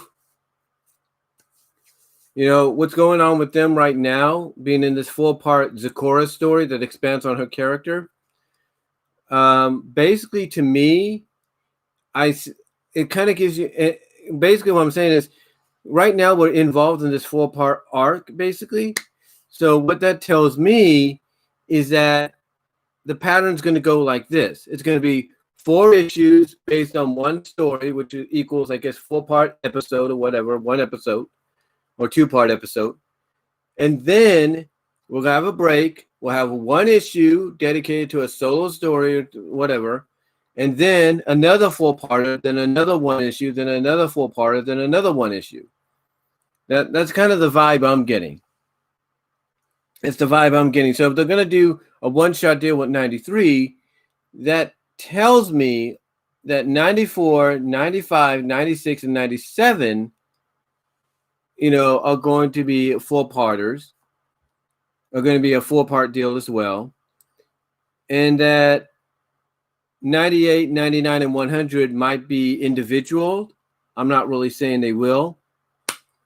But it'll be interesting to see what happens. I know a lot of people probably watching this right now, or watching it or listening to it later, are hoping that maybe we might get a bit of Sparity in there, Spike Rarity deal, which I wouldn't mind at all, especially as we approach 100. That would be something for 100. Like, okay, we're going to finally address this in the book as well. So that would be something. I'm not saying it will happen, but Yeah, basically, the next issue or the next story after the Zecora Applejack one that we got right now will be a one, maybe 2-part deal with Scootaloo's parents. If it's 2 parts, then that kind of makes a little bit more sense, because then you can go 93, 94, and then like 95, 96, 97, 98.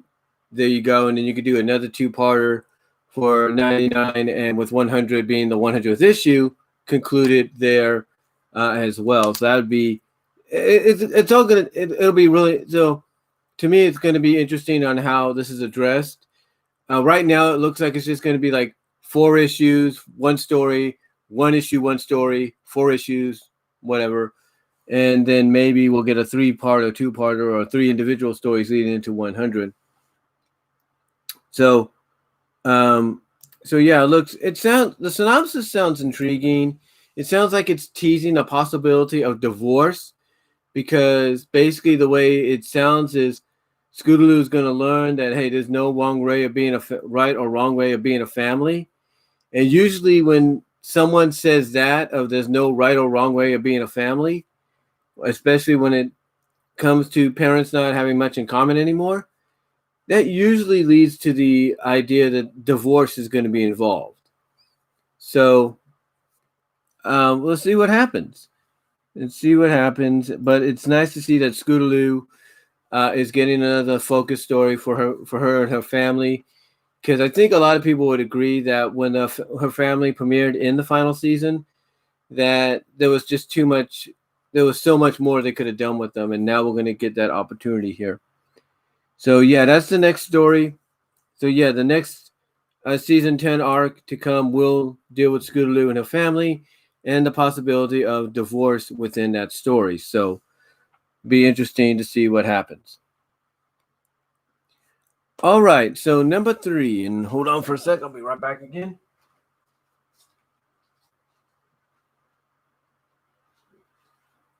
Just checking on something, folks.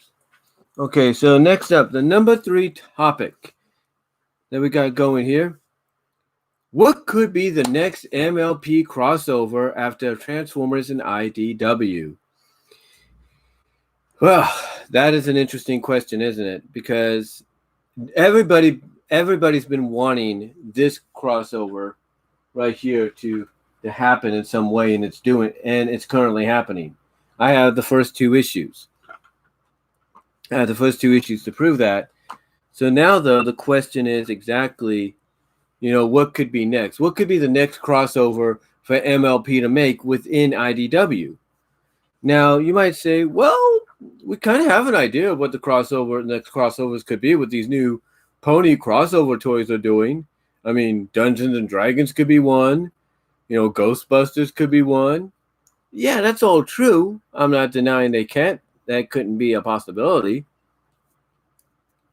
I'm not saying it couldn't be a possibility. I mean, can you imagine that the next crossover that gets announced is the main 6 showing up in New York?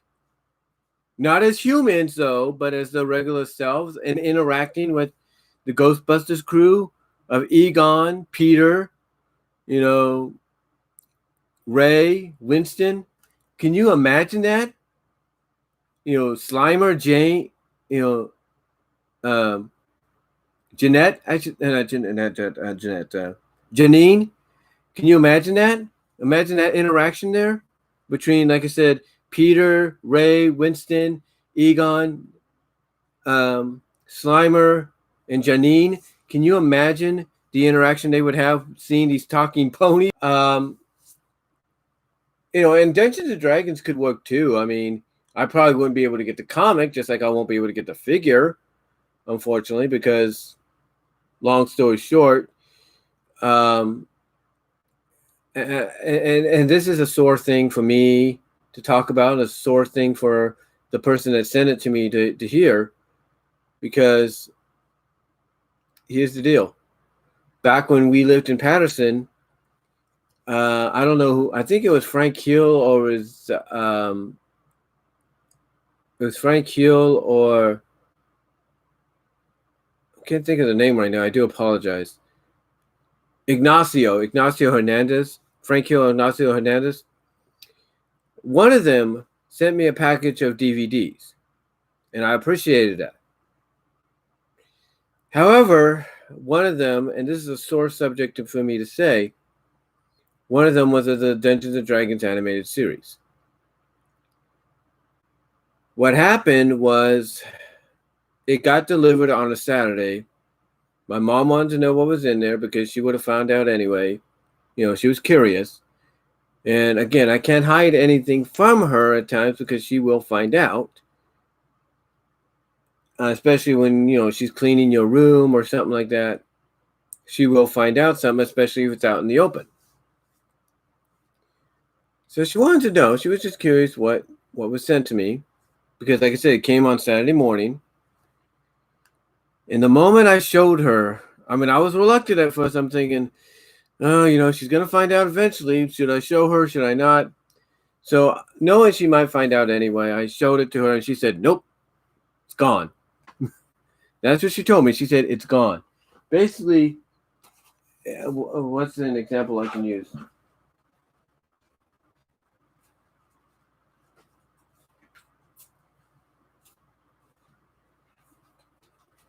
Okay. So Wildcats here is a 2-disc set, and I think that's what Dungeons and Dragons was. It was a 2-disc set as well. I think it was 2 or 3. It might have been 2. No, it was 2. But anyway, it was basically 2 discs. She saw it because, again, like I said, I had a feeling she would find out eventually. And she's like, nope, put it in the trash. You can't. We're not going to have that stuff here. And here's why. Here's why she was always against. She's against it. Here's why she's against it.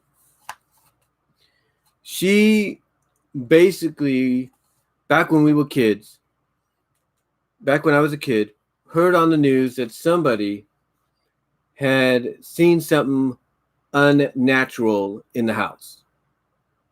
Something just not of this world, supernatural, whatever, in the house that wasn't human, if you will. So, because of that, a lot of parents, religious or non-religious, started to boycott, mostly moms, started to boycott Dungeons and Dragons. They started to go against it. They started to get it removed from the shelves. This is why the show didn't last long. This is why whenever they did movies, the movies would be rated PG-13, maybe even R, because of the fact that they didn't want their kids watching it because of that one thing. Well, anyway, my mom was always been strong about that. She always disdained it. And like I said, even if it was the cartoon, she didn't want it in the house. She didn't want it in the house. So it was hard for me to do. It was hard for me to put it in the trash and throw it out, but I did. And look, I'm appreciative of what Ignacio Hernandez or Frank Hill did. They had good intentions.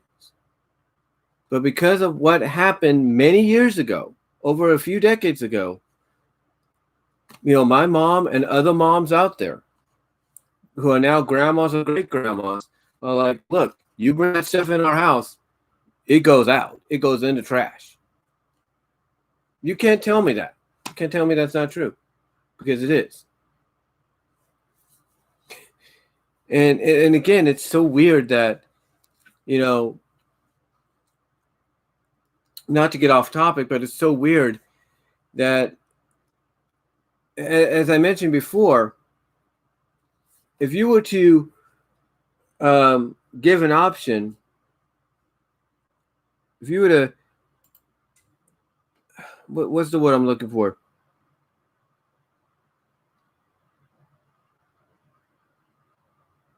What's the word I'm looking for? Hold on, I'm trying to think.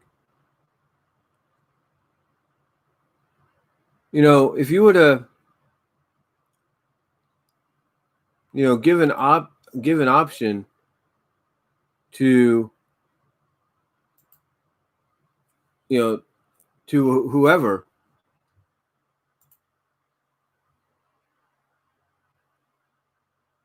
what I'm trying to say is, I think I mentioned this in my countdown I recently did. But if you were to give an option to your parents at that time of what shows would they rather you watch, that might be less controversial, they would choose the latter over D&D. That's it. If you were to say, "Oh, what do you want? What would you choose between the Smurfs and D&D?" They'd say, "You watch Smurfs." He-Man, Masters of the Universe, D&D, He-Man. That's about it. That's what they would say. That's what they would say. And that's the truth. That's the absolute truth. Now, I understand there's a lot of people that are Christians, like I am, that play D&D, and they have no problem with it. I'm pretty sure that they pray before they do it because of what they've heard back when they were a kid, but still, it's just one of those situations to where, like I said, my friends online had good intentions. They just didn't know. That's pretty much it. They didn't know. But yeah, getting back on subject, I mentioned this before, Ghostbusters could be a good crossover next for them to help promote the Plasma main toy. Dungeons and Dragons D&D is a good crossover material because obviously they have to know about, because one thing Hasbro probably knows about, and it's obvious, is the Brony fandom, the Brony and Pegasus the fandom. And they have to probably know about Brony D&D that Josh Scorcher, Dr. Wolf, and all of them play. And they showcase here on YouTube. So you can't tell me that maybe they wouldn't consider doing a Dungeons and Dragons MLP crossover, which would actually be interesting. So there's a lot of possibilities. G.I. Joe and MLP would be great. Heck, people want to see a Sonic and My Little Pony crossover, since now both licenses are under IDW. So, any of those crossovers could be possible. Heck, you want to put Rom in there with the MLP? Do a Rom My Little Pony crossover? Perfect. The Micronauts in My Little Pony? That's like, that writes itself right there. Have the Micronauts show up in the world, and it's like, oh, we can ride up on the pony nails. Whee!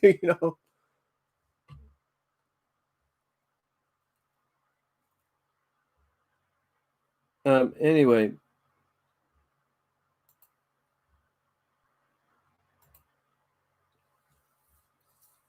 That writes itself. You want to have them interact with Mask, the mobile armored strike team. Have them do that. That'd be great too. Oh heck, what about Gem and the holograms? That's something fans wouldn't mind seeing. Again, there's so many crossovers, in my opinion, that MLP could do now. The MLP, from a Hasbro perspective, could do, and even a non-Hasbro perspective can do, since IDW not only has their license courtesy of Hasbro, but they have all these other licenses. The possibility, again, is just endless. But if I was to choose one as legitimately a more logical next crossover within IDW for them to do with MLP, I'm going to have to go with Gem. I think Gem is the most logical next choice. I know they're not doing the comic that much anymore, but if you bring MLP into their universe as they are, not as Equestria Girls, but as themselves, I mean, you could do an Equestria Girls crossover with Gem too. That would work. Since you have them since in Equestria Girls, the main 7 is a band, so that would work. That writes itself right there. But I think either way, I think either way could work. You could have, the MLP, the main 7, the main 6 from the Friendship is Magic show up as themselves in the human world, or you could have Gem and her band show up in the pony world, and maybe by some freak accident go through that pony transformation that all humans go through and become pony versions of themselves. So again, the possibility is endless there, but if I was to be legitimately logical on who I think could be the next MLP crossover in IDW, it's got to be Gem. It's got to be Gem and the Holograms. I mean, Transformers people didn't expect, thinking that's not a good crossover. Gem and the Holograms could be the crossover they would want. So I think honestly, I think honestly, Gem and the Holograms is possibly the next big one, after Transformers. Because if you can do because here's the thing. Transformers and G.I. Joe is always expected no matter who the publisher is. But Gem and My Little Pony is also expected at times, and I think that's the next one. So yeah, the next crossover, in my opinion, despite the ones I just mentioned, because there's so many possibilities, I think the next one's got to be Gem and the Holograms and crossing over with My Little Pony, Friendship is Magic. That's what I think. That's my opinion. I think that's the next one, and I think, IDW is considering that as well. All right, so number 4. Number 4 is an interesting one because I should tag this to them as well. But the next one's quite interesting, and that is, and hold on while I get ready to tag this.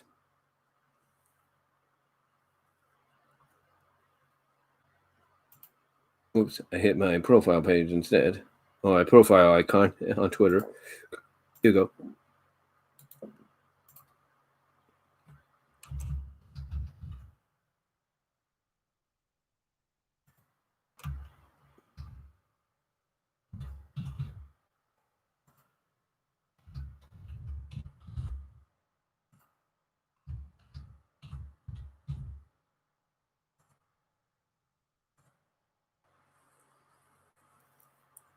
But anyway, the next topic here, to get into it, is what the future may hold for both Bronies React and Analysis Bronies React. Yeah, you heard me right. What the future may hold. Now, for both Bronies React and Analysis Bronies React. Now, here's the thing. When you compare the two, because both can be seen here on YouTube, Bronies React, which is a reaction series that's created by AC Race Best, or at least founded and created mostly by AC Race Best, is a collaboration of all the initial reactions that fellow Bronies and Pegasisters have to season premieres, season finales, special episodes, movies, you name it. So what does the future hold for them? We'll talk about that in a moment.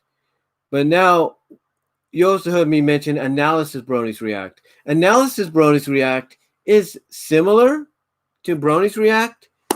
The only thing is it's a different group of people.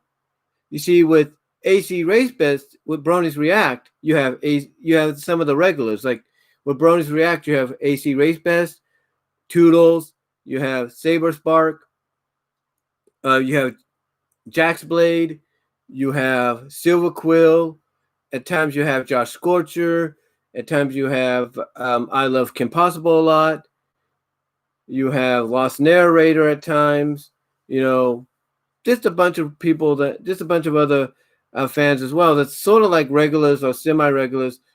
Like Palo, I think, is one of them as well. That's a regular. But you have people that are like a regular, if not semi-regular, reaction contributors that appear in these reaction videos that AC puts together.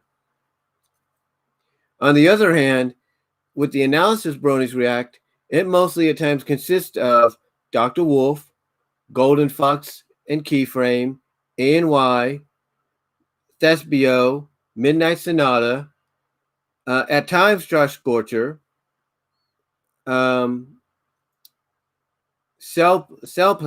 Cellpex, I think, and Voice of Reason. Just some of them, most of the people you might see at times, doing collabs with Josh on his Fob Equestria, or you might see doing collabs with, and I think Lightning Bliss has also contributed to the Analysis Bros React as well. So you kind of see, you see basically it's kind of, so basically what I'm trying to say is you kind of get a similar feel with them. They're kind of like the same group of people, same regular group of people that come in every now and that join up with each other to react to, as I said, premieres, finales, movies, or what have you. The only difference, though, between the two is Bronies React has been more active than the Analysis Bronies React in the past few years. The last Analysis Bronies React that I know of, and I'm looking it up right now.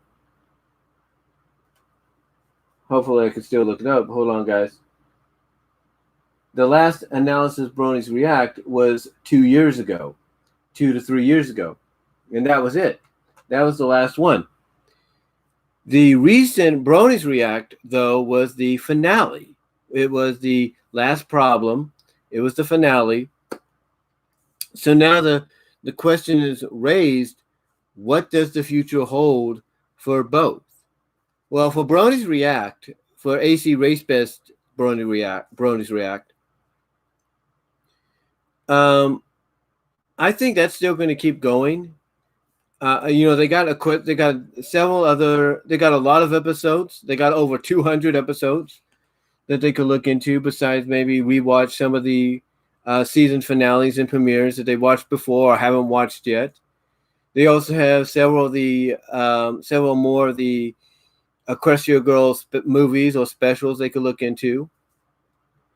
I know I would love to see them do a reaction to Best Gift Ever. I would love to see them do a reaction to Rainbow Road Trip. So there's plenty of them to do. There's plenty of material of them to MLP wise for them to react to, that I don't think they're going to run out of material. So it's just, so whatever's planned next, hopefully it'll be worth it. Again, I'm hoping the next one they do is on Best Gift Ever, because that came out, basically it's going to be 2 years ago this upcoming month. So I think it'd be nice if they did a reaction video to that in time for the holidays, just to see how they might react to how it's how the story, how the synopsis of the story goes, and how it reflects on each character. So I would love to see the reaction to that. As far as Analysis Bronies React goes, again, we haven't seen it for quite some time. I think one of the reasons, we all know why they probably stopped doing it, was the whole Toon Critic Y2K deal. We all know what happened there. So I don't know if that may have contributed to them not doing reaction videos anymore. But what's funny is that, it's been 2 years now, 2 years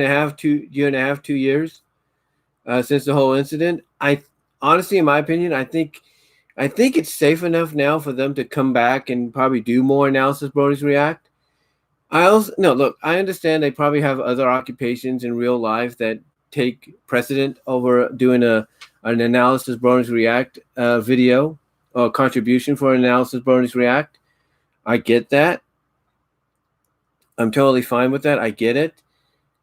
But in my honest opinion, I think the time is right. I think the timing is right for them to at least contribute to it again.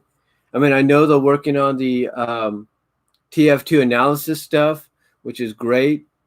I know the main focus is on that at times, as well as doing on occasions on the weekends, like I mentioned earlier, the Brony D&D stuff. But if I'm Dr. Wolf and I'm Keyframe and I'm Golden Fox, and I'm Voice, and anybody else involved like Cellpex and Lightning Bliss and whoever, I think honestly I would consider bringing it back. I would consider it. I mean, you don't have Toon Critic to worry about anymore, because he's not allowed to be involved in anything, any of the projects anymore, because of what he's done. And ever since then, I think you've gained some more new fans, and in the Brony that have become well renowned in the Brony and Pegasus community, that I think doing a kind of revamping, bringing back Analysis Bronies React would be a great direction to go in. I mean, I would like to see, like I would like to see, Aramount, contribute to it along with Josh. So, I think the door is open, but I understand it's up to them if they want to, reopen it completely and say, hey, we're bringing this back, because like with the Bronies React videos, done by AC Race Best, hopefully, they'll realize that, hey, there's more material and content we could react to.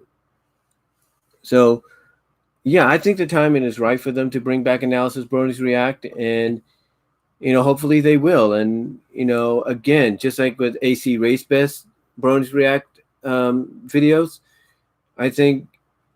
I believe hopefully that they'll realize that there's a lot more content they can react to. Because I've been rewatching the reaction to the Crystalline, the season 6 premiere, and I think it's some of the best work. So, so to me, I think the door is open for them to, to bring it back. And if they bring it back, I guarantee you fans will be happy to see it. And again, like I said, I understand why they're not doing it because of what's gone on. But you know what you can do? You know what you can do? Honestly, if you don't, because there's a lot of people that do reaction videos to the season 7 Analysis Bronies React. Trying to keep that part alive, because that suddenly disappeared. You know what you could do? You don't want Toon Critic seen in the video? Just unfortunately for Golden Fox, and I say this with all due respect because I like Golden Fox's reviews, and I like how him and Keyframe work together, in real life as well as with the OCs. I think they do a great job. I still get a kick out of the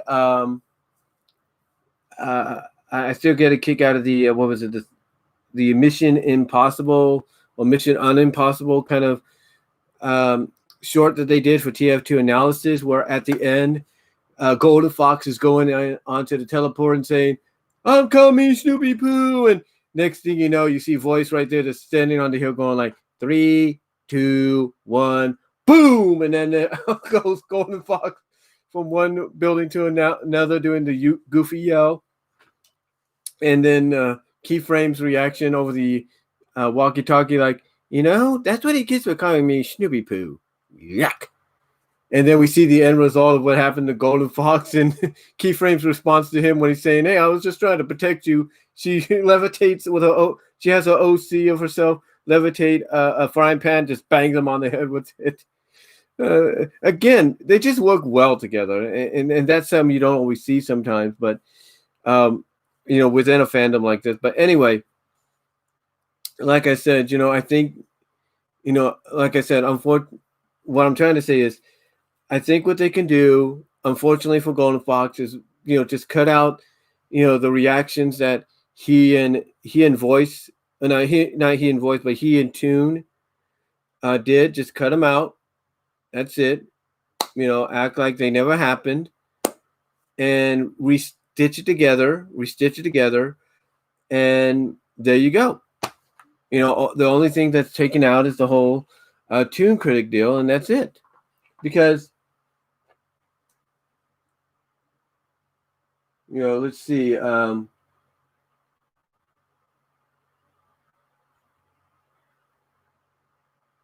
The Crystalline, no. I mean, there are some videos on there. There's no doubt.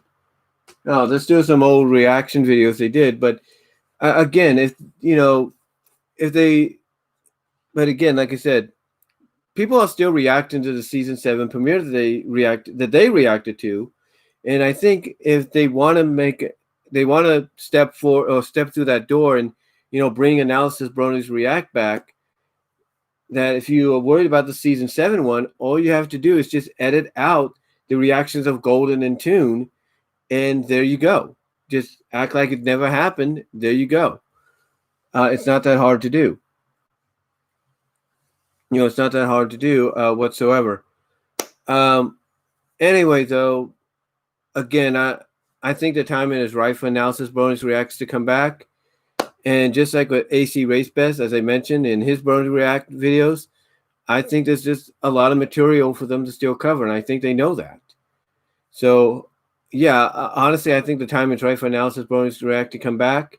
And I think for AC Race Best Bronies React, I think the next one they hopefully will do is Best Gift Ever, because we have the holidays coming up, and that would be something nice to see them react to and kind of give their thoughts on overall. So, so basically, that's my opinion of what the future may hold for both Bronies React, the AC Race Best version, and the Analysis Bronies React that hasn't done a reaction video in about a year and a half, 2 years.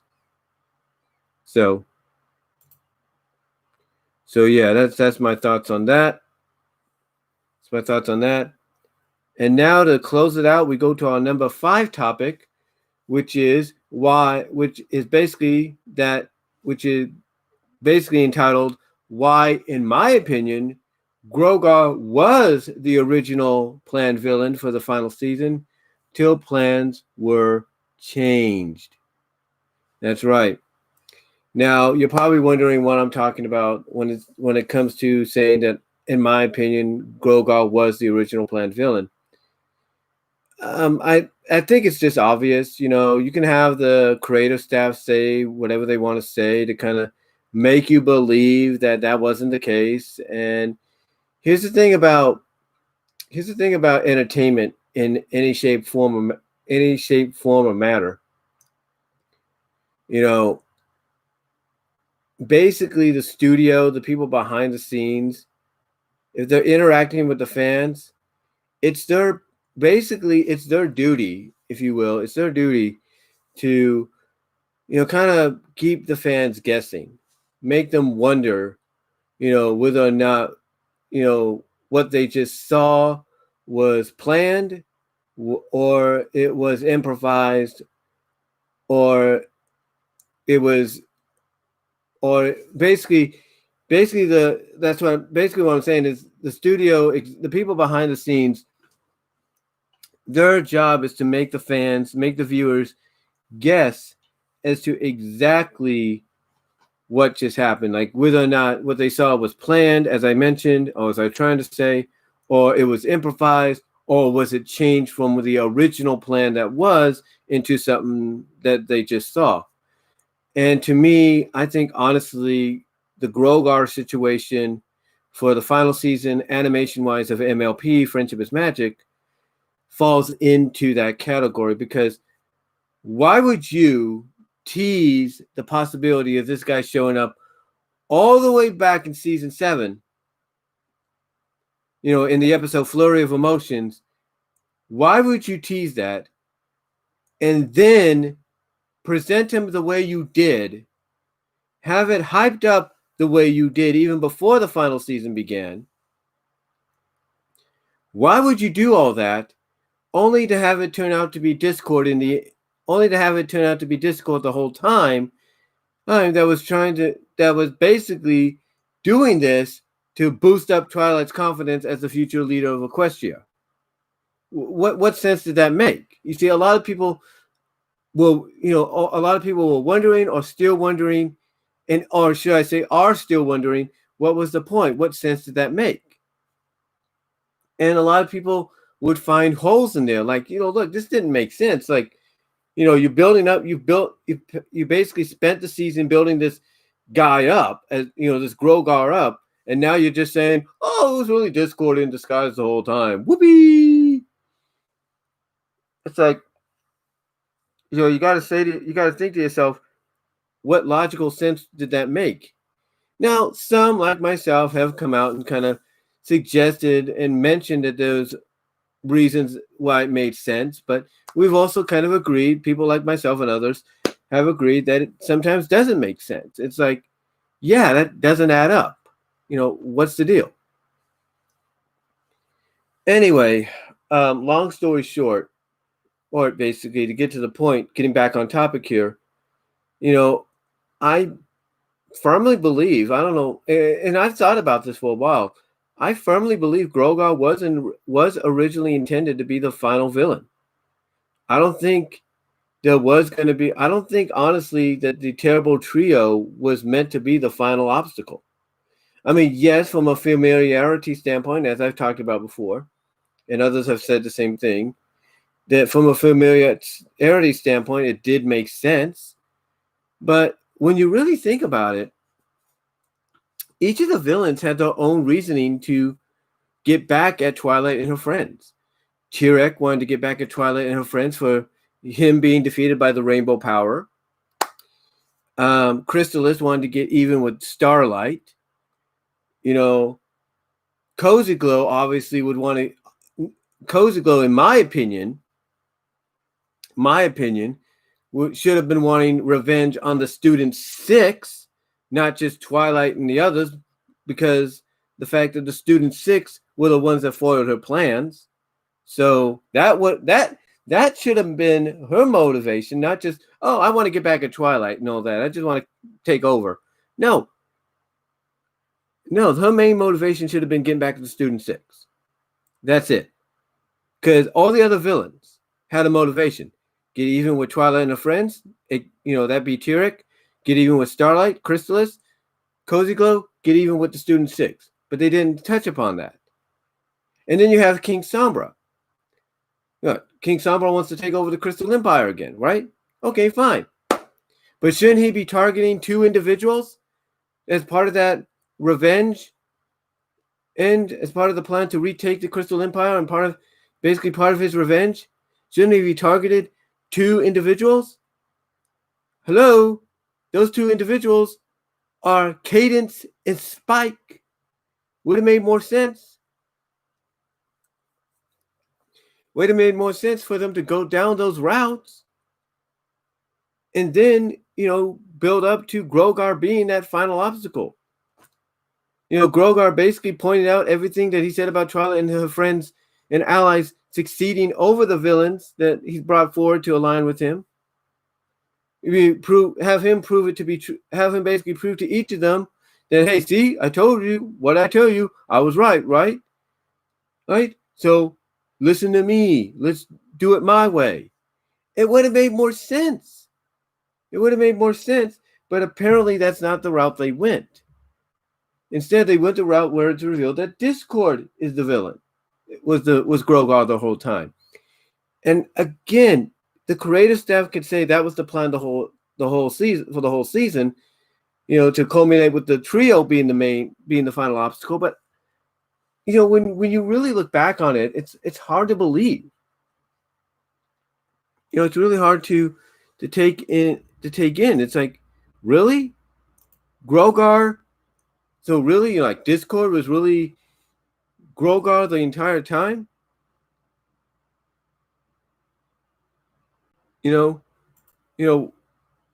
What sense does that make, right? It doesn't make any sense. It doesn't make any sense for Discord to be Grogar the entire time.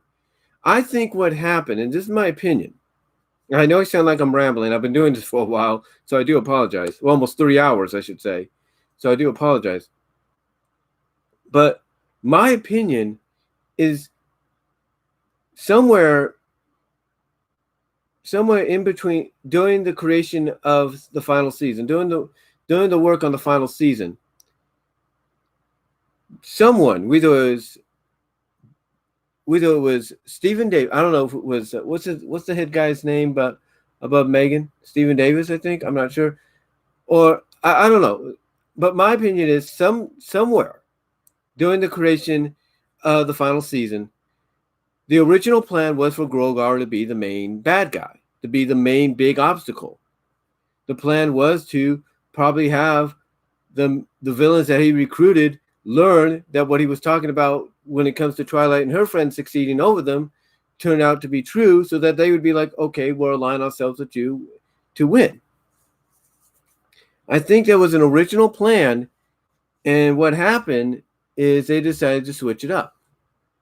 Like during the script reading and everything, the original plan all the way through up until maybe the mid-season finale was for Grogar to be the villain. But afterwards, when they started working on the scripts for the episodes that came after the mid-season finale, that after Between Dark and Dawn, that is, which was the mid-season finale, they decided to go in another direction. It's almost like in my opinion, and I say this with all due respect, it's almost like they got cold feet. Like they knew, like, basically, I don't know what happened, but it's almost like, they ended up getting cold feet and decided, you know what, let's just make these three right here, this terrible trio, let's make them the final villains, and let's reveal that Grogar was Discord the entire time. That's my belief. That basically Grogar was originally going to be the villain no matter what, but after they finished working on the script of the mid-season finale Between Dark and Dawn, they reshuffled all the plans, got cold feet, and decided to go in the direction that they did. Now, I'll admit it didn't affect the overall enjoyment that I and many had watching the finale. It didn't. The finale was still good. I enjoyed what I saw, just like everybody else did. But in my opinion, I think all the way up to the mid-season finale Between Dark and Dawn, the plan the entire time for season 9 was for Grogar to be the actual villain. But I think what happened after they finished the script for season 9 and maybe took a break and hiatus themselves before coming back and working on the rest, I think what happened when they came back to resume, writing the scripts for the rest of the season, they just all of a sudden got cold feet and said, nope, we're not going to do this. We're going to go in this direction. I don't know if that may have been something sent down to them by Megan McCarthy, by the head of Hasbro. I don't know. I don't know if it was a decision that Nicole Dubuque made herself, Jim Miller made. I don't know. But in my honest opinion, I think Grogar was meant to be the villain the entire time. I just think after they finished the script for the mid-season finale Between Dark and Dawn, that's when things changed and they went in another direction. Yeah, that's what I think, because it seemed they had everything set and ready to go, set in stone during the first half, but then all of a sudden the second half, it was like a completely different story. That's what it felt like. It felt like a completely different story. I mean, they tried to make it seem, similar to the original plan, but I think basically, even though they tried to make it feel like they were still going in that direction, somewhere during the writing phase for the second half of the final season, they got cold feet and decided to go in the direction that they did. And that's just that's how I feel. That's just my belief, in my opinion. That's how I feel. Again, I understand some people may not, agree with that, and that's fine. You be you. You believe what you want to believe, but I want you to really think about it, though. I want you to think as to why all of a sudden, what seemed to be something perfectly well done and planned out, something that fans have been wanting to see since he was first acknowledged in season 7. I want you to think about that. All of a sudden, out of nowhere, it just turns out to be the main 8's ally, Discord, who was playing Grogar the entire time instead of it being the real thing. So, yeah, that's just my belief. That's just my opinion, guys. And again, I know some of you may not agree with that, and that's fine. But I feel there is some legitimacy to that. Again, they're not going to come out and tell you the truth. They're not going to straight out and tell you, they're not going to, Jim Miller, Josh Habert, Nicole Dubuque, none of them are going to come straight out and say, yeah, the original plan was for Grogar to be the villain, but when we got to the mid-season, after we finished working on the mid-season finale, well, we just decided not to do it because we got cold feet, or we just felt like it would be like a waste of time and it wouldn't have made sense. Da, da, da, da, da. Really? It wouldn't have made sense? What wouldn't have made sense about Grogar showing up, calling out Twilight Sparkle, acknowledging out of respect of what she and her friends have done, but also acknowledging that now he knows how to beat them because he's assembled his own group to do the same, to work together just like they do. So, again, believe what you want to believe. But when you really think about it, it feels like plans got shuffled, plans got changed after they completed writing the script for Between Dark and Dawn, the mid-season 9 finale. So that's just my opinion. Let me know what you guys think down below, but that's just my opinion. And that, folks, is going to wrap up this over 3-hour edition of Topics on My Mind for today, Monday, the 28th of September, 2020. Thank you all for listening, watching, and, of course, listening later on during the podcast presentation when it shows up at the various podcast locations, including Amazon Music. Yes, if you have an Amazon Music Unlimited subscription, you can find the BW Roses Discussion podcast there. Yes, you can find me at Amazon Music Unlimited at BW Roses Discussions. As well as you can also find me at Spotify. You can find me at anchor.fm under BW Roses as well. You can find me at Plex, at plex.tv.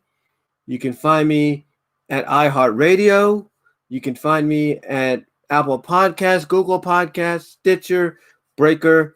All you have to do is type up BW Roses Discussions, and there you go. You can find me at those various podcast locations, including now, like I said, Amazon Music Unlimited. And if you have a cable service and if your cable provider like Comcast, Comcast/Xfinity, AT&T, Verizon, Sun, Cablevision, whatever you want to call it. If any one of them has the digital applications, in other words, allows you to watch, YouTube or listen to, Spotify and everything on your TV via your cable box, go to your X1 cable box, go to whatever specialized cable box, AT&T or Verizon gives you that provides you with, it's kind of like part streaming box as well that provides you with the apps. Go there, check them out. You can find Spotify in there, and through your cable provider, that gives you Spotify, YouTube, and all that, and iHeart and all that, you can also find my BW Roses Discussions on there. Also, check me out at Brian's Discussions, my secondary YouTube page. Please help me to get to 1,000 subscribers there so I can monetize that one. And check out my Patreon as well. The links, go to the About section here on my channel, scroll down, go to the links at the bottom, go to my Patreon, and please contribute there. It's only $1 a month to help me out until I get back financially on my feet, job-wise and whatever. So, again, though, guys, thank you all for listening and watching. Sorry this went too long. Probably the longest Topics on My Mind I've done for a while. Again, I had a lot to do. Basically, I had to let my dog out on several occasions. Had to check up on things. So, sorry if it went too long. And that's all I'm going to really say, though, guys. But again, thank you again for watching. So until next time, God bless. Take care. Stay safe. And I am out. Thank you all, and have a good rest of your Monday.